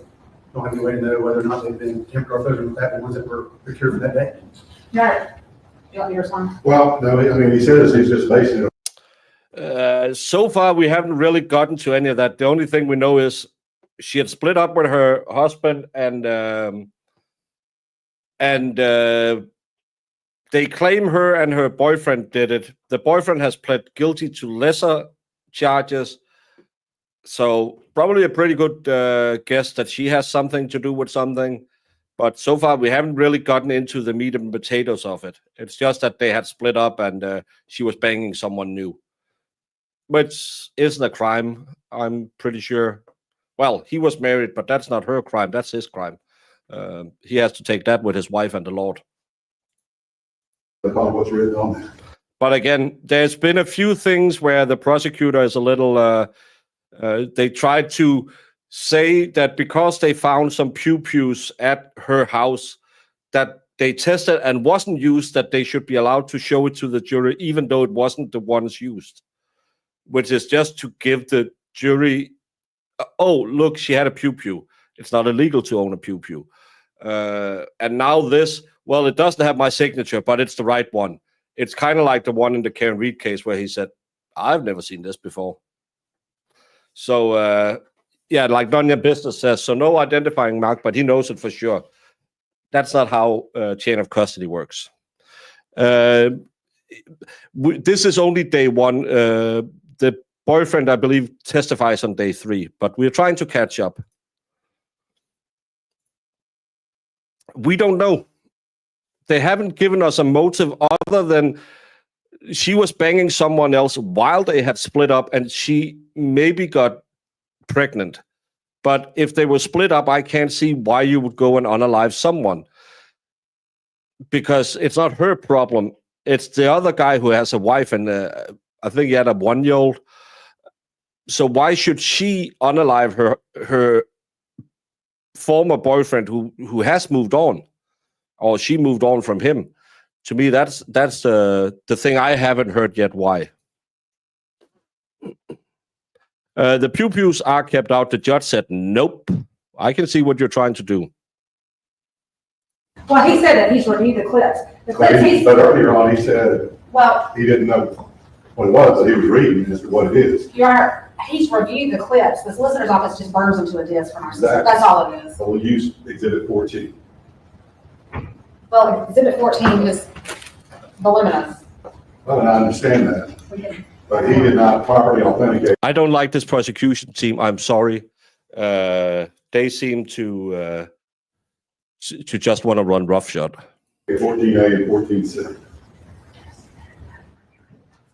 Yeah, that's my big problem. But again, people have done crazy stuff when there's specs involved. We'll have him review those, just so we don't have the jury sitting there watching a voluminous amount of material. That'll be fine. Thank you.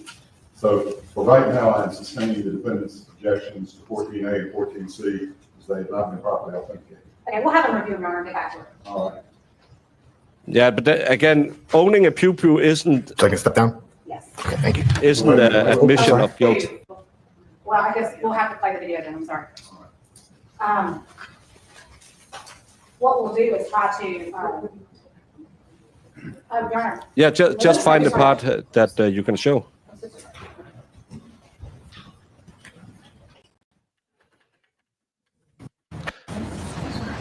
Your Honor, the jury going to watch him review the video. No, that's not in evidence. It cannot be seen by the jury at this. So now he has to review the video and testify. This is the video he's shown, and mark it, and then they can play it for the jury. And why is Morticia Adams working for the prosecution? But this is the correct way to do it, and they should have had done this before. But in the Karen Reed case, the judge said, "Yeah, it doesn't matter that there's no chain of custody. It's the right stuff." State's Exhibit 14A. I did. Is that a copy of clips from the video surveillance you obtained from the Abuelos? Yes. Is that a fair and accurate copy of the actual footage you obtained? Yes. Your Honor, the state seeks to admit 14A in evidence and publish to the jury. Not to be difficult, Your Honor, but we still haven't established a chain of custody with this particular district, Your Honor. Your Honor, the chain of custody is not required for this. Let me make the ruling. Okay, you don't need to continue arguing. You tendered it into evidence. They've raised their objection. Now I've got to rule on their objection. All right? All right. State's Exhibit 14A is admitted into evidence over the defendant's objection. Thank you, Your Honor. I'm going to show you 14C. Have you also reviewed 14C? I have. And is that a true and accurate copy of the video footage you actually obtained that day? It is. Your Honor, the state seeks to introduce 14C in evidence and publish it to the jury. Any objection? We're going to end in a bit because I have to get ready for my next meeting. Admitted into evidence without objection. Finishing this witness, and then I'm jumping off and getting some dinner.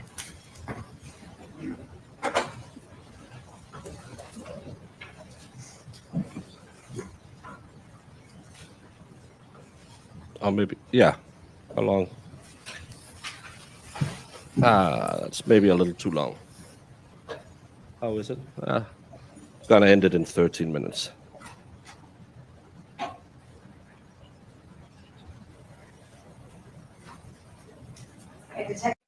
Brandon, just because you were up all night playing with MG doesn't mean all of us was. I slept 10 and a half hours, and I know you are always pining for more content, so no, I was too lazy to change the thumbnail, and I just wanted to do a stream, so that's why. I'm sorry, Sergeant Kelly. Yes, ma'am. We just watched State's Exhibit 14C. Could you identify anyone that you could see on that video? Yes. And who was that? Chris Dontell and Meagan Jackson were exiting the location. And again, And were you familiar with Chris Dontell and Meagan Jackson prior to obtaining this video? yes. How did you know that? Chris Dontell was a deputy coroner, so he had been on several death investigations that I had been on. So just working relationship, had known him. And same with Meagan Jackson. She was a transport driver for the coroner's office. So, or for a contracted company, I guess. But I knew you her. recognize them by sight? Yes. You know what they look like? Yeah. Okay. And I'm sorry, I think I played the matter one. Let's play 14A. So that one, I believe you just said was their legal. Correct. Can you tell me if you can still see the date and timestamp on there? That says October 2nd, 2020 at 1957, which is military time is actually 7:57. But again, that's 35 minutes fast. So it should be maybe 7:22 if I'm subtracting that right. Exactly. Athlete wants from two. Okay, let's see. Let's play 14A.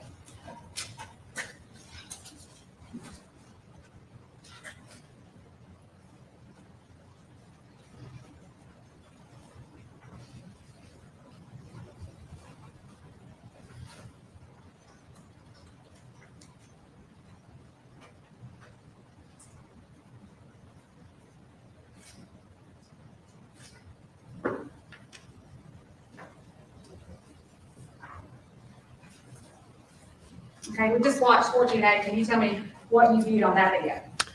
That was Chris and Meagan arriving at Abuelos about 50 minutes earlier than the previous video. Okay, so they're out of order, but one is arriving, one's leaving. Correct. And what's the date on both of those? October 2nd, 2020. May I approach, Your Honor? Yes, ma'am. Your Honor, I'm going to approach with what's been marked as State's Exhibit 14B. Can you tell me what this is? This is one of the other angles. This is a screenshot of Chris and Meagan sitting at the bar at Abuelos on the same date, and the timestamp on that is 7:09. Okay, and is that a still from the video State's Exhibit 14? Yes. Your Honor, this time State's introduced 14B in evidence. Let me object. That's right, Your Honor. State's Exhibit. Well, if they know there is a time drift on the surveillance camera, they just testify to it and say, yes, we observed the 35-minute difference. They can't go back and change the timestamp because then it wouldn't be a true and accurate representation. but they can make a statement that there was, and they did that earlier, said from the owner of the bar said there's a 35-minute drift on the camera, but it's just, they just have to have someone testify to it. Well, we are trying to catch up on this one. It's already 4 days in, but we have a lot of verdict watch maybe. So, and I want to cover this because it's kind of weird. Why would she kill her former boyfriend just because her new boyfriend maybe got her pregnant? That seems weird. Fools. But no one updated the no one touched their security cameras. I set mine up and I get notifications whenever I forget to turn them off when I walk into my house, but I don't know what time it says. Well, Brandon, you're here to stir the pot. 14B admitted in evidence about the judge.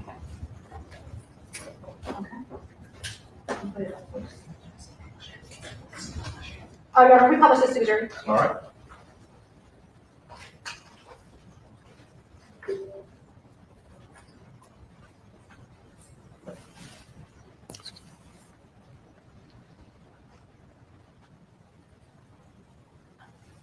Okay, Sergeant Kelly, there's a red circle under. Who do you see sitting at the bar? That's Chris and Megan. And again, what time was that? Timestamp on there is 1909, which would be 7:09. And again, you have to subtract 35 minutes to get the right time, I believe. No, I'll probably can show you what's been marked. Statement said at 15, 16, and 17. And are these also stills from the video we literally just watched? Yes,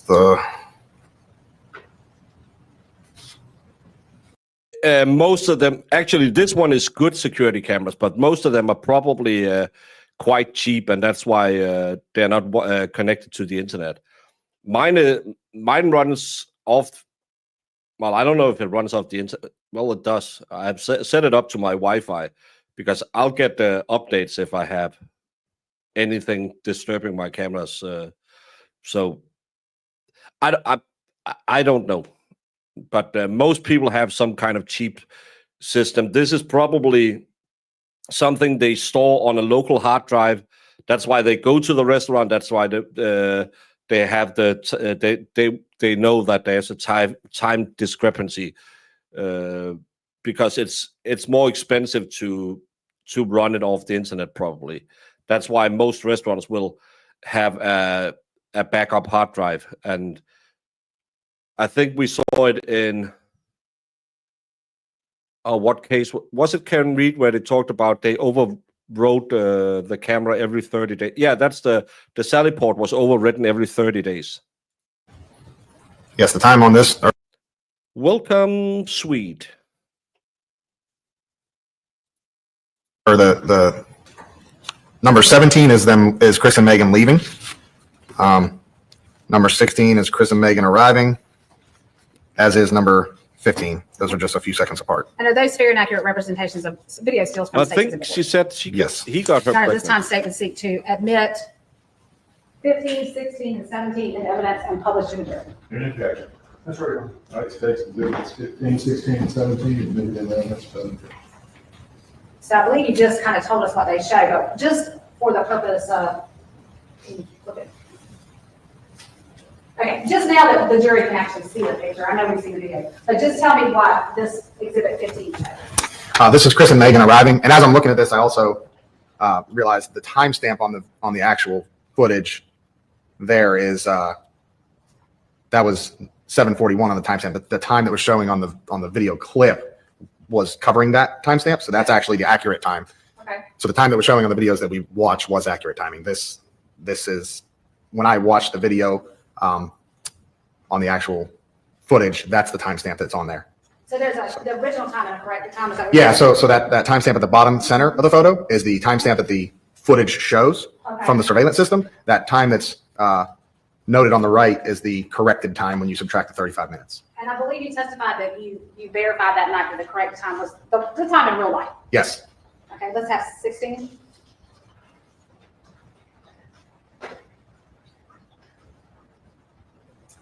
So in this photo, who do you see in this photo? That's Chris Dontell and Meagan Jackson again. And can you tell from this photo what Christopher Dontell is wearing? Yes. And what is that? It's like a blue long sleeve shirt and some dark colored pants with brown shoes. What's the date and timestamp on this one? This is October 2nd, 2020. Okay, let's have exhibit 17, please.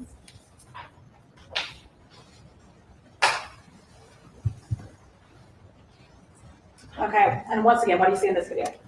Again, this is when Chris Dontell and Meagan Jackson are leaving Abuelos. What's the date and timestamp on this one? That is October 2nd, 2020. What's the accurate time? The accurate time is 7:57 p.m. Okay. Did you, after going to Abuelos and locating this surveillance footage, did you try to check any other businesses in the area to see if any additional surveillance footage could be located? I did. I checked Coastal Grand Mall and some of the other businesses on the exterior of Coastal Grand Mall and the exterior perimeter road around Coastal Grand Mall, and I didn't find anything of I have some cheap Tapo cameras, and I can nothing talk of through interest. them as well. Did you and another detective But they are not that high risk. check for video at or near the Lowe's Food Plaza on International Drive? Yes. Why were you asked to do that? There was information that Greg Rice's phone tracked to that area. One of its last pings was in that area, so we were just checking businesses around that area for surveillance footage. Okay. And what date were you looking for? I believe October 2nd and into October 3rd, I believe. Why was that date important? That was the last day that his phone pinged, and that was I believe, the last time that it was reported that he was seen. Okay. Were you able to locate any surveillance footage from that shopping center? Yes. Where were you able to get it from? Hal's Computer Repair. Okay. Where is that located? I don't know the exact address, but if you're looking at Lowe's front door from the parking lot, it's to the left, but in the same structure, like the same plaza building. Okay. Have you reviewed that video? I have. And does that video have a date and time stamp? It does. Okay. We've learned from our stipulation that time stamp is 10 minutes fast. I'm going to approach with what's already been admitted into evidence as states exhibit 21. Yes. Just to see. Is this a copy? Did you give a copy of the surveillance to the solicitor?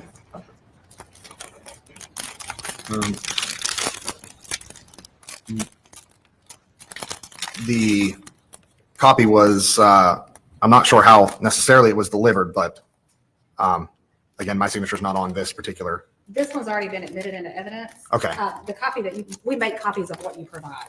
Okay, yeah, so, yes, it was submitted to evidence.com and evidence the way that we would normally submit it, correct? Okay. So when you say you submitted to evidence.com, is that uploading it to a computer software system? Yes, So you're not, I'm just clarifying, you're not actually delivering flash drives to the solicitor's office?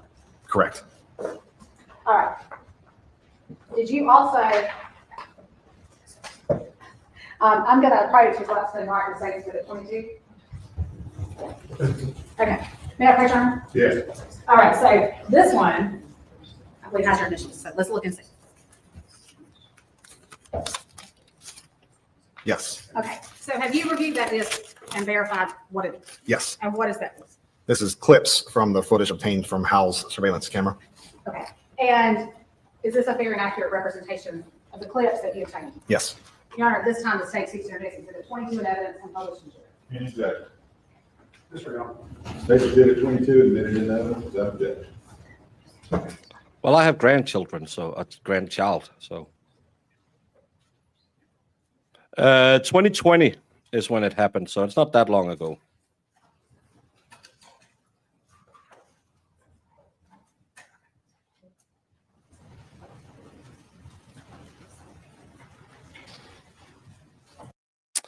And everyone, I'm gonna go make myself some dinner because in 1 hour I'm gonna have Britt Happens on to talk a little bit about her view on the Karen Reed case.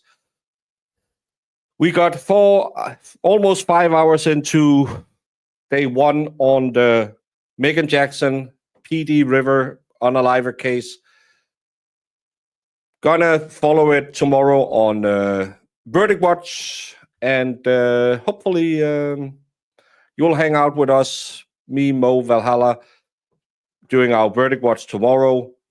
I'll try and catch as much as I can from this case because I think it's kind of interesting. and it's something else. And we have something to do while we are on verdict watch. But we will have Brit happens on in 1 hour. I'm not gonna go burn my pizza because I'm having a hot dog for dinner.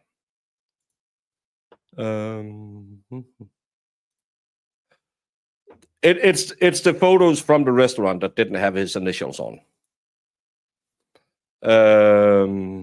Yes, I am leaving Mattia Braga because I have another stream set up in an hour and I need some dinner before that. But we will continue this trial tomorrow. This trial is on break tomorrow. Hopefully we can get at least 1 full day extra out of it because we can jump through all the breaks. And we don't know how long verdict watch is going to be. So who knows? Hopefully it'll be a quick verdict watch, but never say never, which is a James Bond movie. And we'll see how it goes. But join me in an hour where I have the wonderful Brit happens on, and we are going to talk about the Cam Reed case for about an hour, my normal Sunday special. And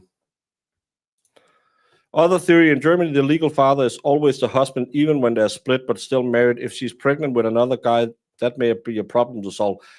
That's not it in America. And talking about the Sarah Birchmore, you can always ask for a DNA test. Persimmon is a fruit. Well, it's because in Denmark we call them date plums or plum dates. Date plums. Do I remember how long it took the last time? I believe the last time it was 2.5 days. So 14, 16 hours, maybe, something like that.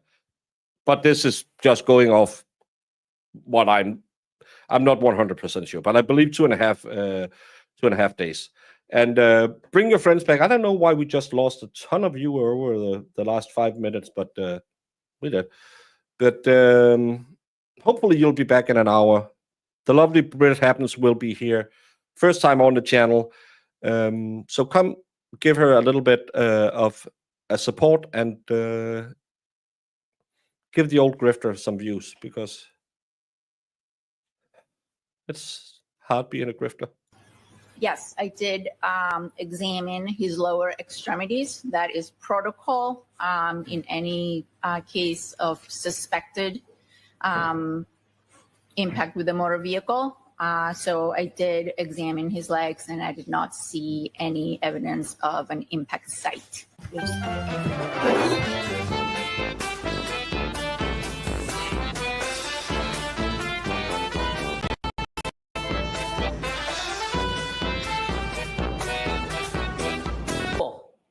Just pin it on the girl.